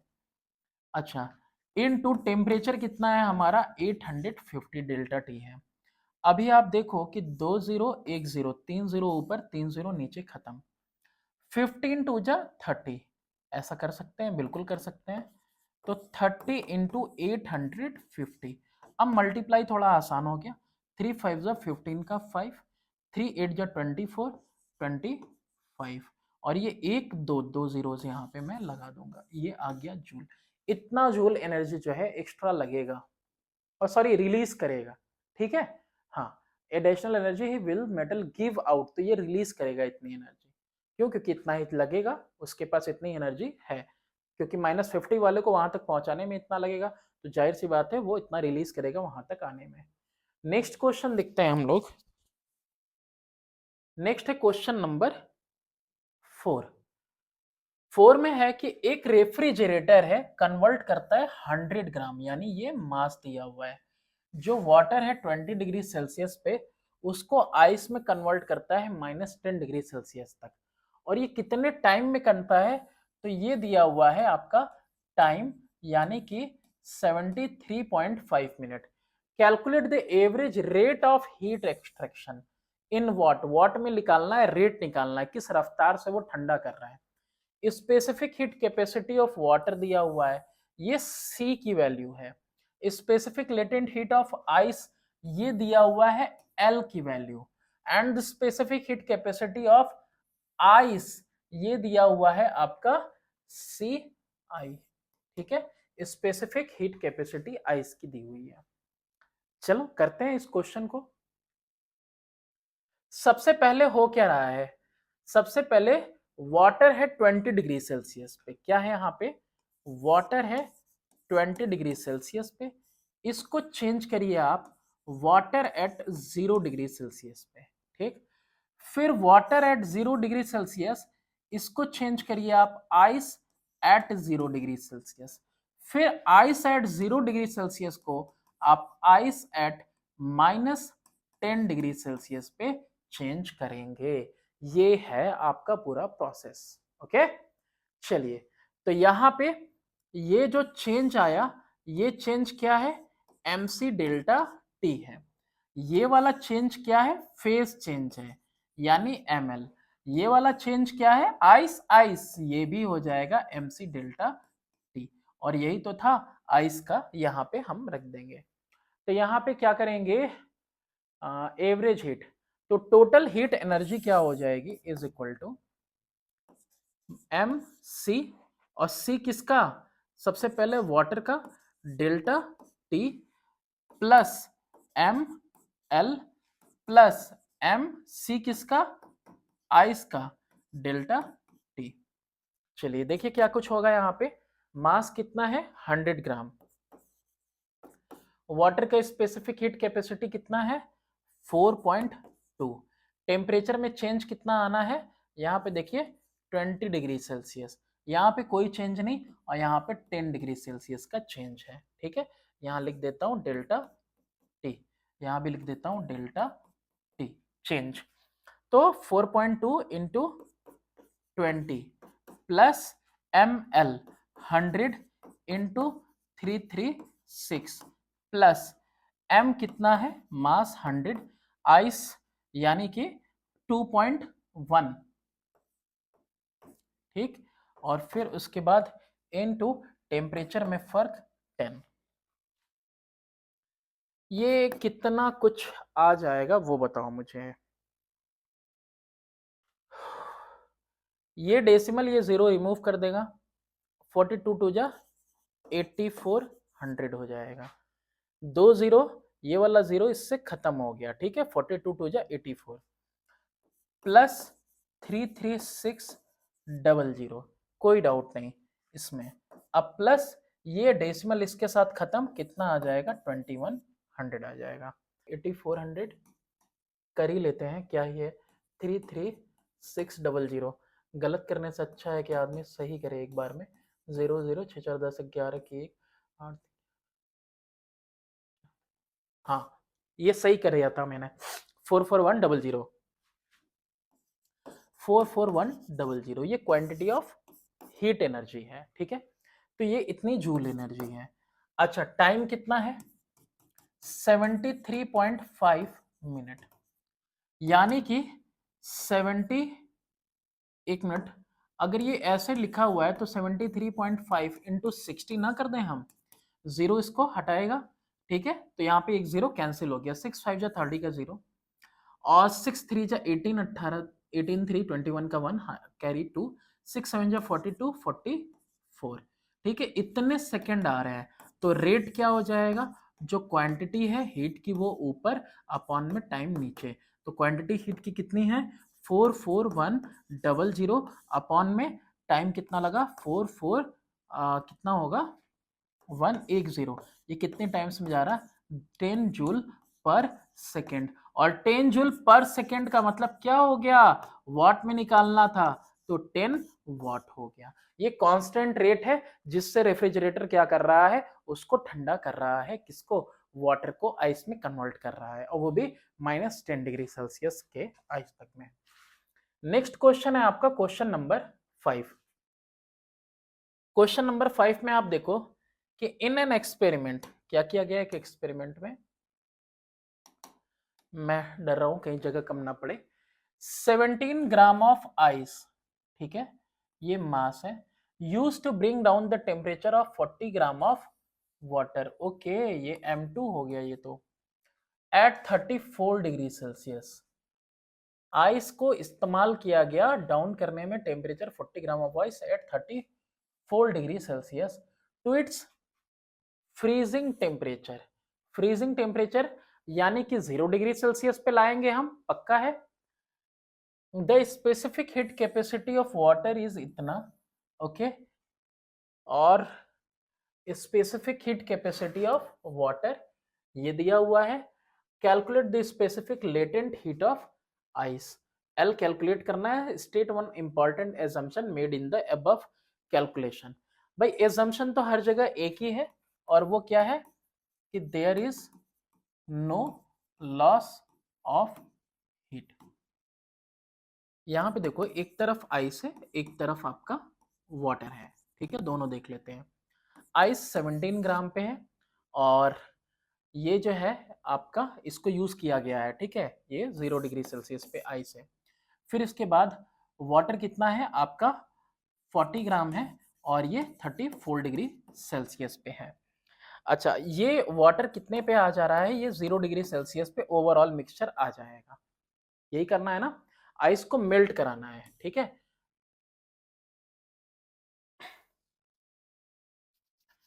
ठीक है, फ्रीजिंग टेम्परेचर तक लेके आना है, कोई दिक्कत नहीं। तो यहाँ पे, यहाँ आइस में देखो हीट एब्जॉर्ब्ड, ठीक, और हीट कितने एब्जॉर्ब्ड होगी, एम एल के इक्वल एब्जॉर्ब होगी। और यहाँ पे आप देखो तो हीट इवॉल्व कितनी हो रही है, यानी जो ये लेगा, ये कितना लेगा एम सी डेल्टा टी, और M C delta T.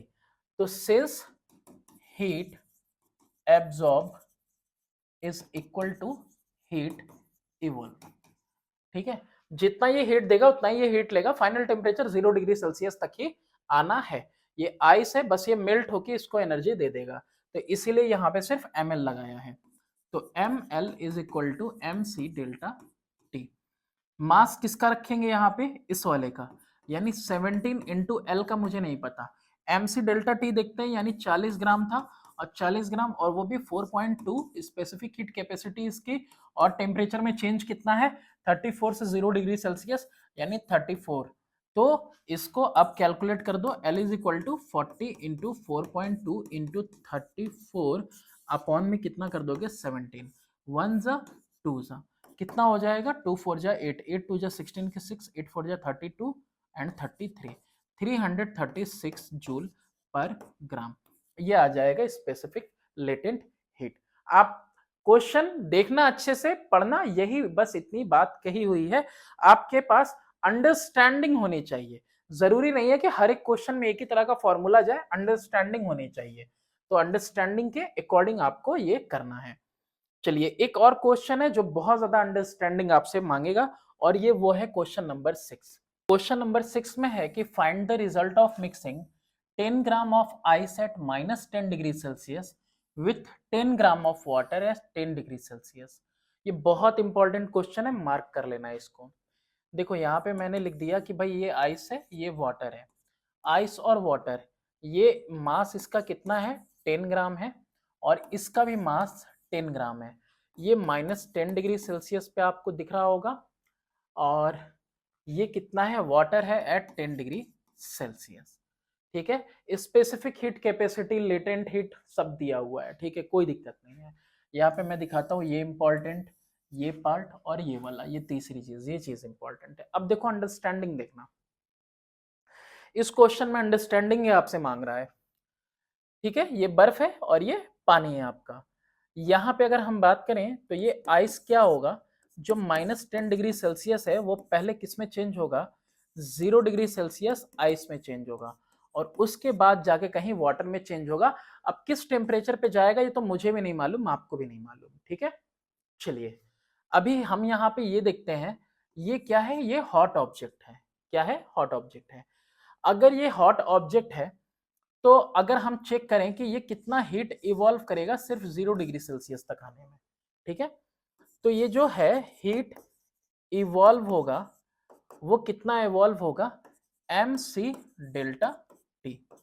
Okay, तो mc डेल्टा टी यानी कि 10 ग्राम था, और c कितना लगा हुआ है पानी के लिए भाई, 4.2, और इनटू टेम्परेचर में चेंज देखो 10 से 0, तो डेल्टा टी 10 डिग्री सेल्सियस, तो इंटू 10 ये कितना हो जाएगा आपका 420 जूल। ये इतनी हीट इवॉल्व हो रही है पानी की तरफ से। अब ये हीट कितना एब्जॉर्ब करेगा वो देखो, कितना हीट ये एब्जॉर्ब कर रहा है। तो मैंने यहां लिखा heat absorbed by ice at -10 degree Celsius to become ice at 0 degree Celsius is equal to again mc delta T.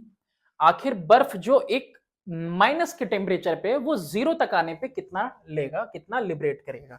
यहां डेल्टा टी का चेंज देखो, डेल्टा टी कितना है 10 डिग्री सेल्सियस। तो हम यहां पे देखते हैं कि ये कितना आएगा, 10 ग्राम था ये भी, आइस का है 2.1 और ये 10, यानी 210 जूल। ठीक है, अब तुम देखो हीट इवॉल्व जो हुई है वो 420, और ये एनर्जी यूटिलाइज हो गई है, ये एनर्जी यूटिलाइज हो गई है इसको क्या करने में, बैलेंस करने में। ठीक है, यानी 210 जूल यहां पे कैंसिल हो गया। तो हीट लेफ्ट कितनी बची हुई है, 420 जूल इवॉल्व हुई थी, 210 जूल कैंसिल हो गई, तो हीट जो बची हुई है दैट हीट इज 210 जूल। अब क्या होगा, now now now ice will melt to water. अब जो बर्फ है, बर्फ ने क्या किया, अपना टेम्परेचर चेंज किया, 210 जूल दे दिए, और 210 जूल दे दिए क्या करने में, इसका टेम्परेचर जो है कैंसिल करने के लिए। ठीक है, वहां से इतना उसको मिल गया। ठीक है, ये इतना एब्जॉर्ब कर लिया तुम्हारा बर्फ, इसमें से 210 जूल अभी भी बचा हुआ है। तो यहां पे अगर हम बात करें हीट एनर्जी की, तो अगर आइस वाटर में मेल्ट होगा, 0 degree Celsius ice to 0 degree Celsius water में मेल्ट होगा, तो Q is equal to M L, इतना एनर्जी रिलीज होगा।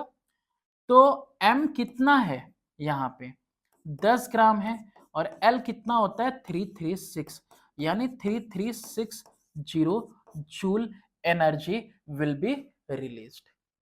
इतना जूल एनर्जी रिलीज होगा किसके लिए, सिर्फ 10 ग्राम आइस के लिए। लेकिन एनर्जी जो लेफ्ट है, जो हीट है, वो बची कितनी है, सिर्फ 210 जूल बची हुई है ना। तो हमको क्या करना है, बैलेंस करना है सिर्फ इसी 210 जूल को। तो हम यहां पे लिखते हैं 3360 जूल, है ना, melts 10 gram of ice, therefore 1 joule melt 10 by 3360 gram ice. तो therefore 210 जूल जो बचा हुआ है वो मेल्ट करेगा कितने आइस को, तो ये हो जाएगा आपका 10 अपॉन में 3360 into, है ना, कितना हो जाएगा 210 जूल। तो अब यहाँ पे जीरो से हमने जीरो कैंसिल कर दिया। अब 21 की बात करते हैं तो 7 3 जा 21, ओके तो 30 लगा दिया। 7 से जाएगा, 7 4 जा 28, 7 8 जा 56। फिर और किससे जा सकता है ये, 6 5 जा 30, 6 8 जा 48, तो 5.8 ग्राम या फिर 0.625 ग्राम, यानी it means only 0.625 gram ice will melt. ठीक है, कोई दिक्कत? अगर दिक्कत है तो मैं आपको फिर से बता दे रहा हूं, ये वाला यहां पे कैरी कर लो। क्या कर लो, यहां पे इसको कैरी कर लो। ये हीट इवॉल्व हो रही है 420 जूल, ये तुमने हीट इवॉल्व लगा दी कि भाई 420 जूल हो रही है, लगा दिया तुमने। अब यहाँ पे आइस क्या कर रहा है, आइस यहाँ पे सबसे पहली बात कि जो बर्फ है वो mc डेल्टा टी पे आ रहा है, अब प्लस ml पे भी आ रहा है, तो ml पे भी आ रहा है, ये हीट एब्जॉर्ब हो रही है, यहाँ हीट रिलीज हुई है। भाई आप देखो खुद ही, ये जो बर्फ का है 10 इंटू 2.1 इंटू 10 का है ना, पहले -10 से 0 पे आ गया, प्लस नहीं पता हमको कि कितना बर्फ मेल्ट करेगा, पूरा कभी नहीं मेल्ट करेगा। पूरा बर्फ मेल्ट करेगा तो भाई ह्यूज अमाउंट ऑफ हीट उसको चाहिए मेल्ट होने के लिए, इतनी मामूली सी हीट है, इसी को बस बैलेंस करना है। तो यहाँ पे पूरा बर्फ नहीं मेल्ट करेगा, और इसकी वजह से मैं यहाँ पे क्या लगा दूंगा, यहाँ प्लस लगा के यहाँ पे हम m को m ही रहने देंगे। तो ये 420 is equal to 210 joule plus m into 336 कर देंगे। तो यहाँ पे 420 minus 220 is equal to m into 336 करेंगे, और यहाँ पे कौन सा कितना बर्फ पिघल रहा यही तो नहीं पता है, तो यहाँ पे कितना हो जाएगा 210 अपॉन में 336 कर देंगे, और ये क्या हो जाएगा इक्वल में m। m क्या है, मास of ice that will melt. ठीक है, एंड टेम्परेचर विल रिमेन कितना, 0 डिग्री सेल्सियस। ये अंडरस्टैंडिंग पे बेस है आपके क्वेश्चन एकदम। ठीक है, ये पूरी बर्फ गलेगी तो बहुत ज्यादा आपको हीट देगी, और वैसे करोगे तो आएगा भी नहीं आंसर। चलो क्वेश्चन नंबर अब 7 की तरफ चलते हैं। क्वेश्चन नंबर 7 में है, a piece of ice of mass 40 gram is added to 200 gram of water. एक तरफ आपका आइस है, एक तरफ आपका वाटर है। आइस आपका 40 ग्राम है, ठीक है, और ये आपका M1 हो गया, और इसके बाद ये जो M2 है, ये जो वाटर है, ये कितना है 200 ग्राम एट 50 डिग्री सेल्सियस। इसका टेम्परेचर भी दिया हुआ है 50 डिग्री सेल्सियस का। Calculate the final temperature of water, water इसको ले लेते हैं हम लोग T1, आइस जो है आपका 0 डिग्री सेल्सियस पे। तो यह यहाँ पे मैं लिख देता हूं कि let the final temperature be T degree Celsius. अब यहां पे आप प्रोसेस देखिए, प्रोसेस ये है कि अगर हम आइस की बात करें तो आइस जो है 0 डिग्री सेल्सियस पे, 0 डिग्री सेल्सियस वाटर में चेंज हुआ होगा या नहीं, किस में चेंज होगा, ये वाटर में चेंज होगा 0 डिग्री सेल्सियस पे, और इसके बाद ये वाटर में चेंज होगा T डिग्री सेल्सियस पे। तो बर्फ की अगर बात करें तो यहाँ पे हीट एनर्जी एब्जॉर्ब करेगा यहाँ पे भी, और यहाँ पे एब्जॉर्ब करेगा mc डेल्टा टी। वहीं अगर हम बात करें सिर्फ और सिर्फ इसकी वाटर की, तो वाटर का जो टेम्परेचर है वो कैसे अफेक्ट होगा कि ये जो वाटर है 50 डिग्री सेल्सियस पे, ये बन जाएगा water at 50 minus T degree Celsius पे। कितना ये रिलीज करेगा, ये आपका रिलीज करेगा 50 माइनस, यानी आ जाएगा final temperature T degree Celsius. बस ये लिख के देखते हैं। तो यहाँ पे इन दोनों के बीच में क्या होगा, यहाँ पे होगा mc डेल्टा टी, ये हीट एनर्जी का होगा, और डेल्टा टी की जगह पे क्या लिख सकते हैं हम कि 50 माइनस टी होगा। तो ये वो है आपका फाइनल टेम्परेचर टी हमने ले लिया, ये आइस की तरफ से है और ये वाटर की तरफ से है। ये हीट एनर्जी यहाँ पे एब्जॉर्ब की जाएगी और ये हीट एनर्जी यहाँ पे रिलीज कर दी जाएगी।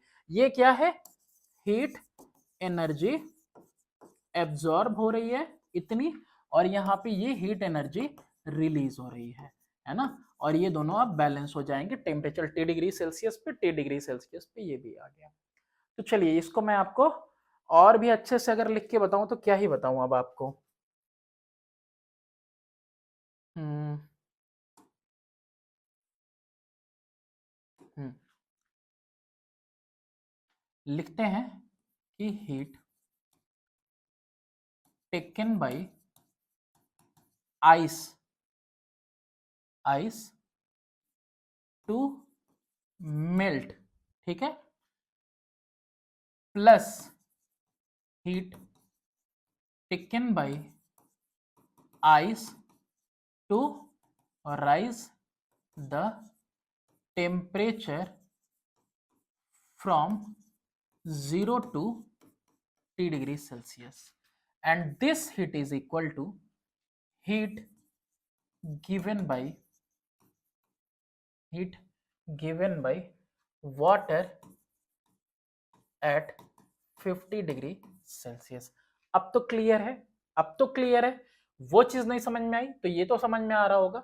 तो यहाँ पे हीट टेकन बाई इससे ml plus mc delta T, और डेल्टा टी में भी क्या हो जाएगा, t minus 0 is equal to heat given mc, और डेल्टा कितना हो जाएगा यहाँ पे T2 माइनस टी, ये हो जाएगा हमारा फॉर्मूला। ठीक है, यहाँ पे मास भाई इसका लिखना है, इसका लिखना है, और ये M2 लिखना है। ये C किसका है, आइस का है, और ये C किसका है, वाटर का है। यही चीजें तो बस छोटी मोटी ध्यान देनी है।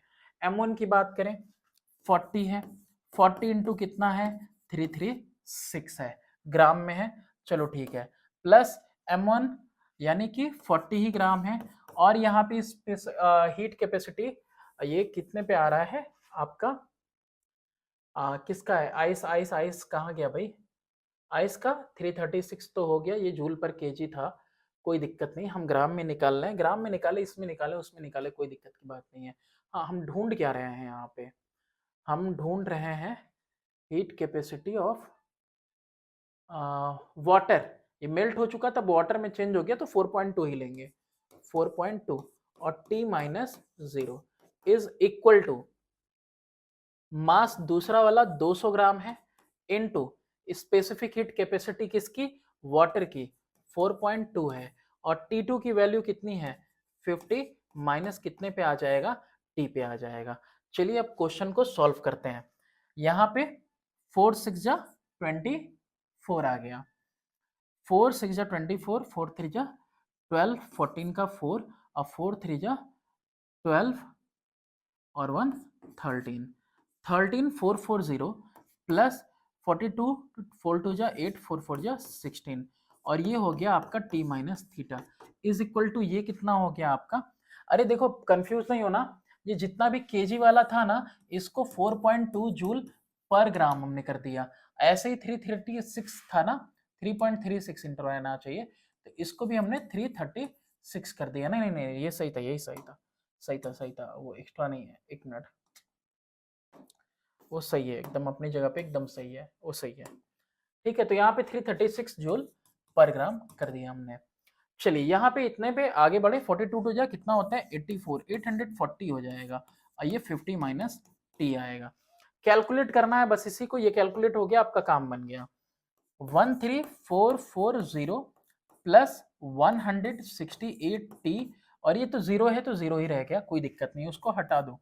840, 5 4 जा 20 का जीरो, 5 4 जा 20 का जीरो, 5 8 जा 40, 42, और ये कितना आ जाएगा, तो ये तो सिर्फ 5 से मल्टीप्लाई हुआ ना, 1 2, ये दोनों आ रहे हैं भाई, 0 0, 5 4 जा 20, ये इतनी जीरो आएंगे, ठीक है, माइनस का 840t।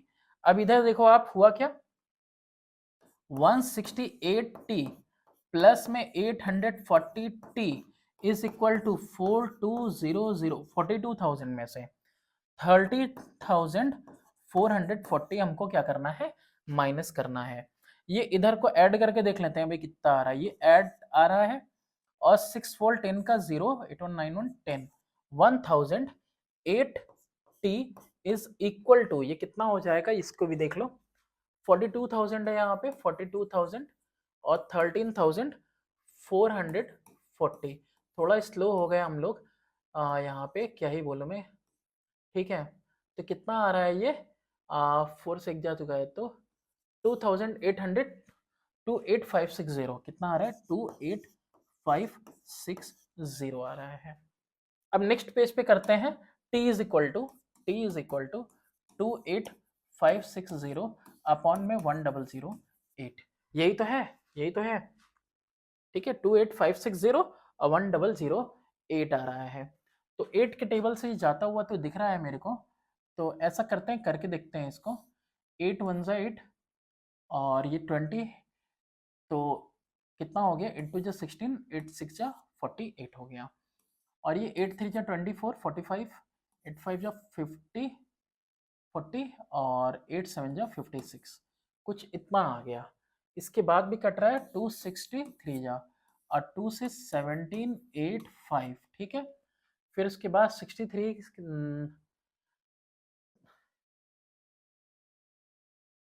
3 से कटेगा, 3 21 जा, और 3 5 जा 15, और 3 9 जा 27, 3 5 जा, फिर उसके बाद भी अब कट रहा है, नहीं 7 3 जा, और 7 से कितने बार में करेगा, 8 बार में, हाँ 7 3 जा 21, 7 8 या 56, 7 5 जा 35, अब नहीं कटना भाई तुम, 85/3 कितना आ जाएगा, 3 2 जा 6, 25, 3 8 जा 24, 3 3 जा 9, 3 3 जा 9, 3 3 जा 9, कितना आ गया, 28.33 डिग्री सेल्सियस, ठीक है।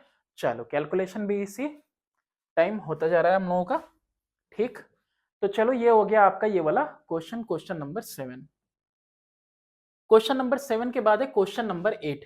क्वेश्चन नंबर 8 में है कि 250 ग्राम of water at 30 degree Celsius is contained in a copper vessel of mass 50 ग्राम। अब आप यहाँ पे एक चीज देखो कि ये जो आपका वाटर है, कौन है, वाटर, जिसका मास कितना है यहाँ पे 250 ग्राम मास है, और साथ ही साथ ये कॉपर वेसल में रखा हुआ है, सीवी लिख दिया हमने इसके लिए, और कॉपर वेसल जो है ये इसका मास है 50 ग्राम। अब क्या कह रहा है कि ये टेम्परेचर पे कितने पे है, 30 डिग्री सेल्सियस पे। आपको जान के हैरानी नहीं होनी चाहिए कि जो कॉपर है जिसके अंदर इसको रखा गया है, तो भाई कॉपर भी क्या करेगा, एक्वायर कर लेगा सेम टेम्परेचर, तो इसका भी टेम्परेचर कितना होगा, 30 degree Celsius. Calculate the mass of ice required, कितना बर्फ चाहिए to bring down the temperature of vessel, पूरा वेसल ही 5 डिग्री सेल्सियस पे लाया जा सके। यानी कि ओवरऑल टेम्परेचर ये पूरा का पूरा क्या है, आपका हॉट बॉडी है, ये पूरा कॉम्बिनेशन है हॉट बॉडी का। अब यहाँ पे बात करें अगर हम कोल्ड बॉडी की, तो कोल्ड बॉडी की अगर हम बात करें तो कोल्ड बॉडी में पता रहा है कि आपको कितना मिल जाए, है ना, आइस लेना है आपको, यहाँ पे कोल्ड बॉडी में आइस लेना है, आइस लेंगे 0 डिग्री सेल्सियस पे, तो 0 डिग्री सेल्सियस का आइस पहले क्या बनेगा, 0 डिग्री सेल्सियस का वाटर बनेगा, और उसके बाद ये वाटर कितना जाएगा, 5 डिग्री सेल्सियस का वाटर बनेगा, ठीक है। तो ये इसका कंडीशन है कोल्ड बॉडी का। फाइनल टेम्परेचर आपको पता ही है कि 5 डिग्री सेल्सियस होना है, और यहाँ पे भी इन दोनों के लिए जो फाइनल टेम्परेचर होना है, क्या होना है आपका, 5 डिग्री सेल्सियस होना है। लेटेंट हीट ऑफ फ्यूजन दिया हुआ है आइस का, स्पेसिफिक हीट कैपेसिटी कॉपर की, और साथ ही साथ इसकी भी सबकी देखो कैसे दी हुई है, सबका यहाँ पे किलोग्राम में दिया हुआ है, 1000 से डिवाइड कर लो, ग्राम में निकल जाएगा। अब यहाँ पे हम देखते हैं सबसे पहली चीज कि हीट रिलीज्ड, है ना, बाय हॉट बॉडी। तो हीट जो रिलीज हो रही है हॉट बॉडी से, ये एक्चुअल में क्या है, अच्छा इन दोनों का टेम्परेचर कितना आ जाएगा, इन दोनों का टेम्परेचर आ जाएगा 5 डिग्री सेल्सियस, और ये भी आ जाएगा कितना, 5 डिग्री सेल्सियस आ जाएगा। तो हीट जो रिलीज हो रही है, तो this heat is equal to heat released by this water and heat released by this copper vessel. तो ये हीट कितना रिलीज करेगा, M C delta T plus ये भी हो जाएगा एम सी डेल्टा टी। फर्क करने के लिए हम यहाँ m1 लिख देते हैं, यहाँ m2 लिख देते हैं, यहाँ t1 लिख देते हैं, और t2 लिख देते हैं, और ये आपका फाइनल टेम्परेचर है, ठीक है, वेसल का। 5 डिग्री सेल्सियस हो जाना चाहिए। तो यहाँ पे मास कितना है इसका, m1 लिख दिया, m1 लिख दिया। और स्पेसिफिक हीट कैपेसिटी यहाँ पे किसकी है, यहाँ पे मैं W लिख रहा हूँ वाटर के लिए और वेसल के लिए यानी कॉपर का। 250 ग्राम मल्टीप्लाई होगा वाटर का, वाटर का कितना है 4.2 है, 4.2। और इसमें टेम्परेचर का चेंज 30 से कितने पे आ रहा है, ये 5 पे आ रहा है। ठीक, ये हो गया सिर्फ इसका। प्लस ये कॉपर वेसल, ये भी हीट इम्पार्ट करेगा, ठीक है, ठंडा होगा। तो ये कितना है, ये 50 ग्राम है, कितना है ये 50 ग्राम है। और इनटू में इसका कितना है 0.4 जूल पर ग्राम। बताया मैंने, सबको 1000 से डिवाइड कर लो, ग्राम में आ जाएगा। और इनटू इसका भी टेम्परेचर 30 से कहाँ चला आएगा, 5 पे चला आएगा। अब आप खुद देखो, 250 इंटू 4.2 इंटू 25, और इसको प्लस कर लो आप 50 इंटू 0.4, 50 इंटू 0.4 इंटू 25। आप देखो कि इसका आंसर कितना आ रहा है। तो इसका आंसर कितना आएगा आपका 25। यहाँ पे अगर कॉमन ले लेते हैं तो भी हमारा काम बन सकता है। ओके, चलो, लेकिन मल्टीप्लाई कर लेते हैं, मल्टीप्लाई ज़्यादा बेहतर होगा। अब इसके बाद मैं मल्टीप्लाई कर रहा हूँ इसलिए चेंज कर रहा हूँ। तो 25 इंटू 25 625 हो जाएगा ये। तो यहाँ पे मैं इसको ऐसे कर दे रहा हूँ, ठीक है। चलो, ये इस तरह से। तो यहाँ पे कितना हुआ 625 इंटू 42, 625 इंटू 42 कर दिया मैंने, है ना। 25 जीरो कैंसिल हो गया इससे। अब प्लस कर दिया यहाँ पे मैंने 25 फोर जा 100 यानी 10 इंटू 50, 500 हो गया यहाँ पे आपका। इसको क्या कर लेना है आप लोगों को, मल्टीप्लाई कर लेना है। तो 42 से कितनी बार में, 5 टाइम्स में। तो 5 टू या 10 का यहाँ पे कितना हो जाएगा 0।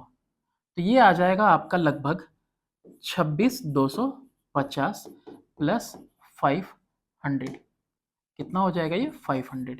ये किसकी वैल्यू आ रही है, क्यू की वैल्यू आ रही है, क्यू की वैल्यू आ रही है। और ये आ गया 26,250, 500, तो 750। ये इतना जूल ये एनर्जी आ गई, ठीक है। और ये एनर्जी किसकी है, तो ये एनर्जी है हॉट बॉडी की, ठीक है। अब यहाँ पे कोल्ड बॉडी कितना एनर्जी रिलीज करेगा, ओके। तो यहाँ पे ये एनर्जी किसका है, heat released by hot body, ठीक है। तो अब यहाँ पे मैं लिखता हूँ कहीं पे यहाँ पे अब लिख देते हैं heat released bye, sorry, heat absorbed bye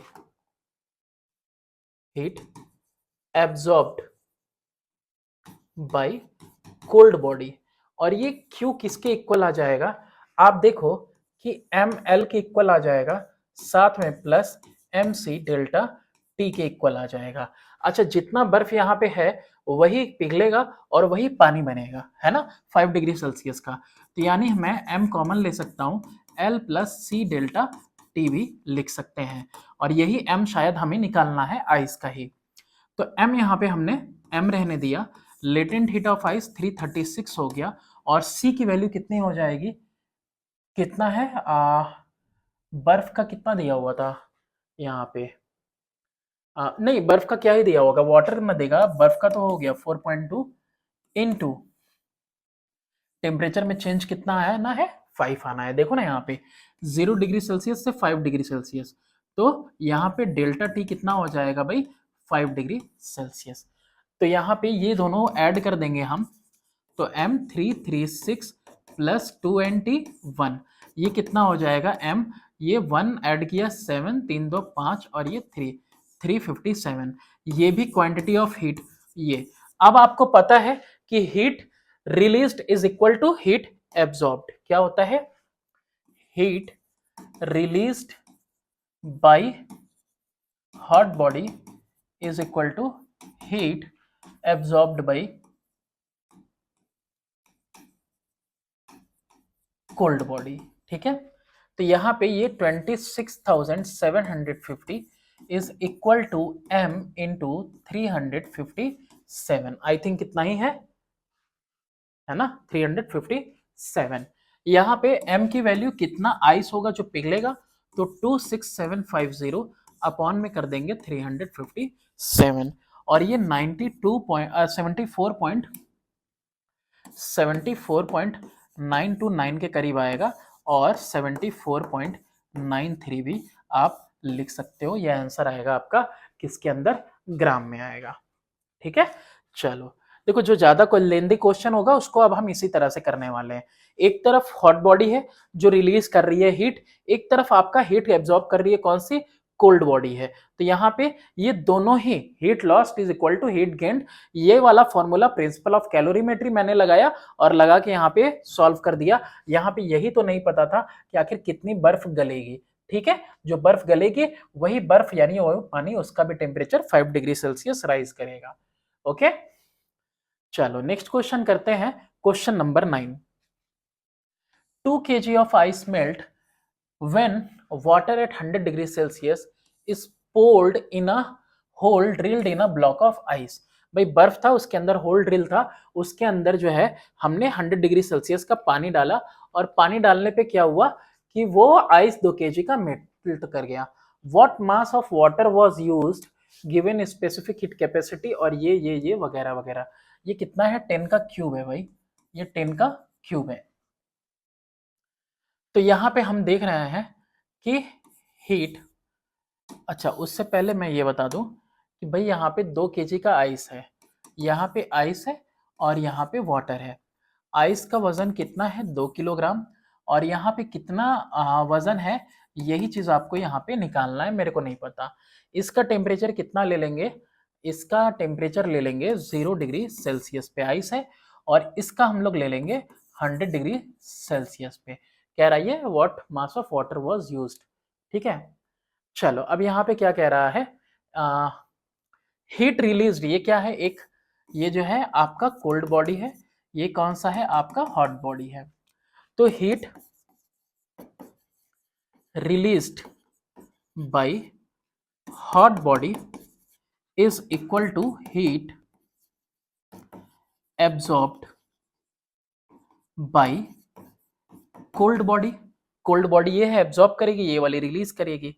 तो हीट जो रिलीज किया जा रहा है हॉट बॉडी से, ये हो रहा है आपका mc डेल्टा टी, और ये वाला जो हीट एब्जॉर्ब हो रहा है कोल्ड बॉडी से, ये हो रहा है सिर्फ और सिर्फ आपका ml, क्योंकि ये सिर्फ पिघला है। क्या हो रहा है, सिर्फ ये पिघला है। 0 डिग्री सेल्सियस आइस से ये कन्वर्ट हुआ है 0 डिग्री सेल्सियस वाटर में, बस पिघल गया है, बस इतनी ही बात उसने की है। मास यहाँ पे हमको पता नहीं, specific heat capacity of water कितना दिया हुआ है हमें, 4200 दिया हुआ है। टेम्परेचर में चेंज कितना आएगा, 100 से 0 डिग्री सेल्सियस, यानी कि 100 चेंज आएगा। Is equal to ml, 2 kilo का आइस है, और 2 किलो का आइस जब यहाँ पे मेल्ट हुआ तो 336 इंटू 10 का क्यूब, यानी कि 1 2 3 इतना जो है हीट यहाँ पे रिलीज हुआ। अब क्या करेंगे, अब इसको सॉल्व कर देंगे, m की वैल्यू निकालनी है ना, यही वैल्यू निकालनी है ना कि आखिर कितना गर्म पानी हमने डाला। ठीक है, क्योंकि बर्फ सिर्फ पिघला है, तो देयरफॉर फाइनल टेम्परेचर हमने एज्यूम किया है, फाइनल टेम्परेचर कितना, 0 डिग्री सेल्सियस एज्यूम किया है। तो m की वैल्यू देखो कितनी हो जा रही है, 2 है इंटू 336 है, 1 2 3 जीरोस है, और नीचे में देखो 4200 इंटू 100 लिखा हुआ है। एक दो इधर से, एक इधर से, 3 जीरो यहाँ पे मैंने कैंसिल आउट कर दिए। फिर उसके बाद 2 से 21 टाइम्स में कैंसिल आउट कर दिया। 7 3 जा 21, 7 4 जा 28, 7 8 जा 56, 3 1 जा 3, 16 जा कर दिया, 2 8 जा 2, 5 जा कर दिया। तो m की वैल्यू कितनी आ गई, 8 अपॉन में 5। अब किलोग्राम मत बोलना, क्यों, क्योंकि यहाँ पे हर जगह पे हम लोगों ने क्या लिया है, ये किलोग्राम में ही लिया है सबका। ठीक है, वैल्यू और आइस भी दिया था उतना ही, तो 1.6 किलोग्राम आ जाएगा ये आंसर। ये इतना जो है हॉट वाटर आपने इसके ऊपर डाला ताकि उतनी बर्फ पिघल गई, तो 2 kg ऑफ आइस मेल्ट किया, यानी कि अभी भी बर्फ बर्फ ही है, तो 0 डिग्री ही इसका फाइनल टेम्परेचर रहेगा। इस पे कंफ्यूज मत होना। ठीक है, सिर्फ यहाँ पे लिखा है 2 kg आइस मेल्ट करता है वाटर जब पोर किया जाता है एक ब्लॉक ऑफ आइस पे, तो 2 kg सिर्फ पिघला है, बताया नहीं कितना साइज है कितना नहीं है, तो टेम्परेचर फाइनल इतना ही लेके चलेंगे। एक और क्वेश्चन देखते हैं, क्वेश्चन नंबर 10 में है, कह रहा है calculate the total amount of heat energy required to convert 100 gram of ice at -10 degree Celsius into water at 100 degree Celsius. ठीक है, तो अब यहाँ पे आप देखो चार्ट बनाना अब आपको आ जाना चाहिए।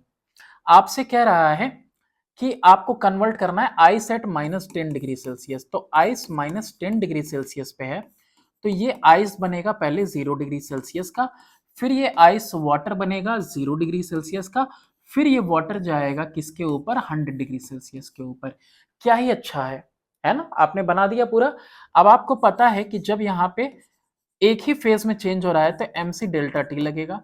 यहाँ पे जब मेल्टिंग हो रही है, ठीक है, तो यहाँ पे एम एल लगेगा, और यहाँ पे फिर से ये राइज कर रहा है पानी का टेम्परेचर, mc डेल्टा टी लगेगा। ठीक है, चलिए तो टोटल अमाउंट ऑफ हीट यही हो गया आपका, यही ना हुआ, M C delta T plus M L plus M C delta T. ये हमने आपको समझाने के लिए बना दिया, ओके, कि पहले किस किस तरह से हो रहा है। मास कितना दिया हुआ है, देखो ये दिया हुआ है आपका मास 100 ग्राम है, तो 100 ग्राम इंटू सी की वैल्यू कितनी दी हुई है, आइस के लिए 2.1 है, तो 2.1 का मल्टीप्लाई, टेम्परेचर में चेंज कितना आ रहा है, देखो डेल्टा टी यहां से देखते चलना, ये 10 डिग्री और ये डेल्टा टी यहाँ पे कितना आ रहा है, 100 डिग्री सेल्सियस आ रहा है। तो यहाँ पे मैंने क्या किया, टेम्परेचर पे कितना रखेंगे, 10 रखेंगे, प्लस यहाँ पे क्या हो रहा है, यहाँ पे सिर्फ फेज चेंज हो रहा है, यानी 100 ग्राम पानी सॉरी आइस है और 336 जूल के हिसाब से यहाँ पे एनर्जी देगा। एमसी डेल्टा टी में आएंगे तो यहाँ पानी वाले में क्या होगा, 100 ग्राम में कन्वर्ट हो चुका है, अब ये वाटर में, अब वाटर का टेम्परेचर राइज कर रहा है किसके हिसाब से, 4.2 के हिसाब से, तो 4.2 के अकॉर्डिंग ये राइज कर रहा है। और टेम्परेचर का डिफरेंस कितना है, तो 100 डिग्री सेल्सियस, क्यों, क्योंकि यहाँ पे 0 से 100 पे जा रहा है। जो कुछ मिल रहा है सब प्लस कर दो, 21 से 10 कैंसिल हो गया डेसिमल, ये आ गया तुम्हारा 2100, फिर इधर देखो 33600, ठीक है, ये हो गया, और इधर देखना ये एक जीरो सिर्फ एक जीरो को कैंसिल करेगा, तो 42 के बाद एक जीरो भी रहेगा और दो जीरो ये, यानी 42 के बाद एक दो तीन जीरो रहेंगे, चार है ना तो तीन कम से कम रहेंगे, 42,033 और ये 6, चलो ऐड कर लेते हैं कहीं पे इसको साइड में, 33600 है, उसके बाद 42 एक दो तीन जीरो है, फिर उसके बाद कितना है 2100 है। अब देखो कितना आ गया, जीरो आ गया, जीरो आ गया, 7 आ गया, ये भी 7 आ गया और ये भी 7 आ गया, 777 और ये, तो Q की वैल्यू कितनी आ गई, 77712 आ गया, और इसको जूल में लिखेंगे आप, या फिर 7.77 इंटू 10 का पावर 4 जूल भी अगर लिखा हो तो गलत नहीं होगा। ठीक है, एक और दो क्वेश्चन और बचा हुआ है, वो भी हम कर लेते हैं, थोड़े पेशेंस के साथ करेंगे, क्योंकि क्या है ना कि आज एक ही दिन में मैंने दोनों एक्सरसाइजेस फिनिश करने की कोशिश की, तो इसलिए थोड़ा सा अब लग रहा है कि जल्दी हो जाए, लेकिन कोई नहीं, आराम से करेंगे। Amount of heat energy required to convert 1 kilogram of ice at -10 degree Celsius to water at 100 degree Celsius is इतना। ओके, ऑलरेडी इसने दिया हुआ है, calculate the specific latent heat of ice, ये आपको नहीं पता है। कहने का मतलब ये है, आइस कितना है, आइस यहाँ पे कहाँ है, -10 डिग्री सेल्सियस पे है, ये कन्वर्ट होगा पहले आइस एट 0 डिग्री सेल्सियस पे, फिर उसके बाद ये कन्वर्ट होगा आपका, सॉरी हाँ सही जा रहे हैं, सही जा रहे हैं, ये वाटर एट 0 डिग्री सेल्सियस पे कन्वर्ट होगा, और उसके बाद ये वाटर 100 डिग्री सेल्सियस पे कन्वर्ट होगा, यही चीज हो रही है। यहाँ पे जो फॉर्मूला लगेगा वो लगेगा mc डेल्टा टी, यहाँ पे जो फॉर्मूला लगेगा एम एल, और यही एल की वैल्यू नहीं पता, और यहाँ पे फिर से लग जाएगा mc डेल्टा टी। यहाँ पे फर्क करने के लिए यहाँ आई लिख लो आइस के लिए, यहाँ पे जो है डब्ल्यू लिख लो वाटर के लिए, ठीक है। टोटल क्वांटिटी ऑफ हीट क्या हो गई, Q is equal to M C, I लिख देते हैं delta T plus M L plus M C delta T, ये हो गया आपका। अब इसके बाद आप वैल्यूज पुट करिए आराम से, किलोग्राम में है तो हम भी क्या करते हैं कि किलोग्राम में ही सबको रख देते हैं, कोई दिक्कत नहीं है, ठीक है। कितना अमाउंट आएगा, नहीं आपसे लेटेंट हीट पूछा है, ये एल पूछा है, एल की वैल्यू पूछा है, तो सबसे पहली बात तो यहाँ पे हम 777 लिख दें, 1 2 3, ठीक है। ये वाली वैल्यू, ये क्वांटिटी है टोटल हीट की जो रिक्वायर्ड थी इसको यहाँ तक पहुंचाने में, यहाँ से यहाँ तक पहुंचाने में। mc डेल्टा टी, यहाँ पे टेम्परेचर का डिफरेंस जो दिख रहा है आपको 10 डिग्री दिख रहा है, और यहाँ पे टेम्परेचर का डिफरेंस जो दिख रहा है 100 डिग्री सेल्सियस दिख रहा है। तो आपने मास कितना रखा, 1 किलोग्राम का, specific heat capacity of ice 2100 रख दिया, और इनटू कर दिया डेल्टा टी यानी 10 डिग्री सेल्सियस। एम की वैल्यू कितनी है, 1 केजी ही है, लेकिन यहाँ पे एल की वैल्यू नहीं दी है, निकालनी है आपको, ये याद रखना। फिर प्लस एम कितना है, 1 केजी है, specific heat capacity of water 4200 है, और इनटू टेम्परेचर का चेंज कितना है, 100 है। अब आप देखो यहाँ पे तो 777 और ये 30, ये 21,000 हो गया, प्लस ये इसको यहीं लिख दो, 4,20,000 के करीब आ रहा है, 40 प्लस एल लिख दिया, 1 इंटू एल, है ना, यही है। अब इन दोनों को आप प्लस करोगे, 777 1 2 3 इज इक्वल टू ये 21 कितना, अच्छा ये नहीं, ये 3 zeros पहले तो ऐसे कैरी हो जाएंगे, फिर इसका 1 यहाँ पे आके लग जाएगा, और 2 2 4 आ जाएगा, और ये कितना आ जाएगा, 441,000 प्लस एल हो जाएगा। तो एल की वैल्यू कितनी हो जाएगी स्पेसिफिक लेटेंट हीट की, 777 1 2 3 माइनस करेंगे कितना, 441 1 2 3, तो यहाँ पे 0 0 0 हो गया, और यहाँ पे आ गया आपका 6, यहाँ पे आ गया 3, यहाँ पे 3, ये एल की वैल्यू हो जाएगी। तो एल इज इक्वल टू इतना, या फिर 3.36 इंटू 10 पे पावर 5, 1 2 3 4 5, इतना जूल पर केजी। अरे क्या कर दिया मैंने यहाँ पे, पर केजी, ठीक है। स्पेसिफिक लेटेंट हीट यहाँ पे आ गया आपका।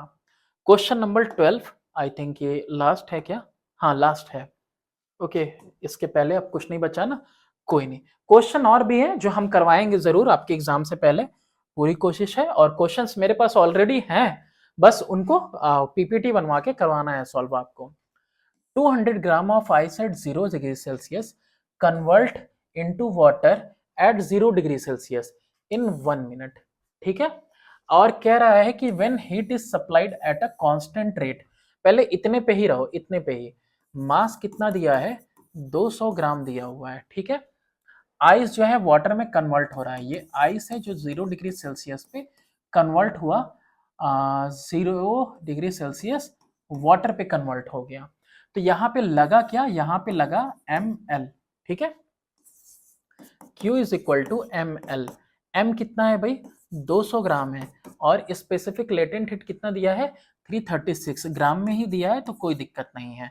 अभी इसको सॉल्व करना है, नहीं मेरा मन नहीं है, आप भी मत सॉल्व करना। एक कांस्टेंट रेट के साथ इसको हीट सप्लाई की जा रही है, कितने टाइम तक, 60, 1 मिनट, इसको पहले 1 मिनट एक बार लिख लो, 1 मिनट यानी कि 60 सेकेंड, तो इतना क्वांटिटी है हीट, यहाँ पे टाइम इतना लगा, तो rate at which heat is supplied, ये हीट है, इस हीट को टाइम से डिवाइड कर दो, ठीक है। तो ये आ जाएगा किस स्पीड से आप कर रहे हो उसको, है ना। तो Q अपॉन में T, टाइम वाला T है, तो 200 था इंटू 336 था, अपॉन में कितना हो जाएगा, अपॉन में ये इतना ही तो होगा, ठीक है, कितना होगा आपका 60, तो 0 से 0, ये और कितना कटेगा, 6 1 जा 6 5 जा 30, 6 6 जा 36, 56 दोनों, ये 112 1120 जूल पर सेकेंड, ठीक है। और क्या लिख देंगे, 1120 वॉट भी लिख सकते हैं, कोई गलत नहीं है, ठीक है, कोई दिक्कत नहीं, जूल ऊपर सेकेंड नीचे। तो ये हो गया आपका आंसर, ये रेट का हो गया, सॉरी आंसर नहीं rate. In how much time, 200 gram water, अरे 200 ग्राम की ही बात किया था, at 0 degree Celsius will change to 20 degree Celsius. अब कह रहा है कि वाटर है जो कि 0 डिग्री सेल्सियस है, ये चेंज होगा वाटर एट 20 डिग्री सेल्सियस पे कितने टाइम में, टाइम अच्छा, रेट यहाँ पे अब ऑलरेडी दिया हुआ है 1120 जूल पर सेकेंड और फिर 1120 वाट पे। तो पहले ये देखो यहाँ के लिए एनर्जी कितनी चाहिए आपको, एनर्जी चाहिए यानी कि एम सी डेल्टा टी चाहिए। ठीक, तो मास कितना है 200 ग्राम है, और स्पेसिफिक हीट कैपेसिटी ऑफ किसका ले लेंगे अब, वाटर का लेंगे, इसका नहीं लेंगे। ठीक है, जो कि 4.2 जूल होता है। और टेम्परेचर में चेंज कितना जा रहा है देखो, डेल्टा टी की वैल्यू कितनी है 20 डिग्री सेल्सियस, तो 20 कर देंगे। अब ये कितना आएगा इसको कैलकुलेट करने की कोई ज़रूरत नहीं है, डायरेक्टली हम यहाँ पे टाइम लिख देते हैं। तो Q अपॉन में रेट, तो Q कितना है यहाँ पे 200 इंटू 4.2 इंटू 20 अपॉन में किस रेट से जा रहा है 1120। ये डेसिमल हमने रिमूव किया, एक और जीरो लगाया, 2 जीरो से 2 जीरो कट कर दिया, 2 1 जा 2 कितनी बार में जाएगा 56 टाइम में जाएगा। फिर उसके बाद 4 से जाएगा 1 टाइम में 4 4, और ये 4 5 जा जाएगा, 14 1 जा 14 3 जा 3 और 5 बस 2 ही बचे हुए हैं, तो time is equal to 15 second. ठीक है, कितने सेकंड में हो जाएगा ये 15 सेकंड में हो जाएगा, देख सकते हो। चलो, तो ये हो गया आपका एक्सरसाइज यहाँ पे ओवर। मिलते हैं नेक्स्ट वीडियो में नेक्स्ट एक्सरसाइज के साथ। Thanks for watching, do subscribe and share my channel.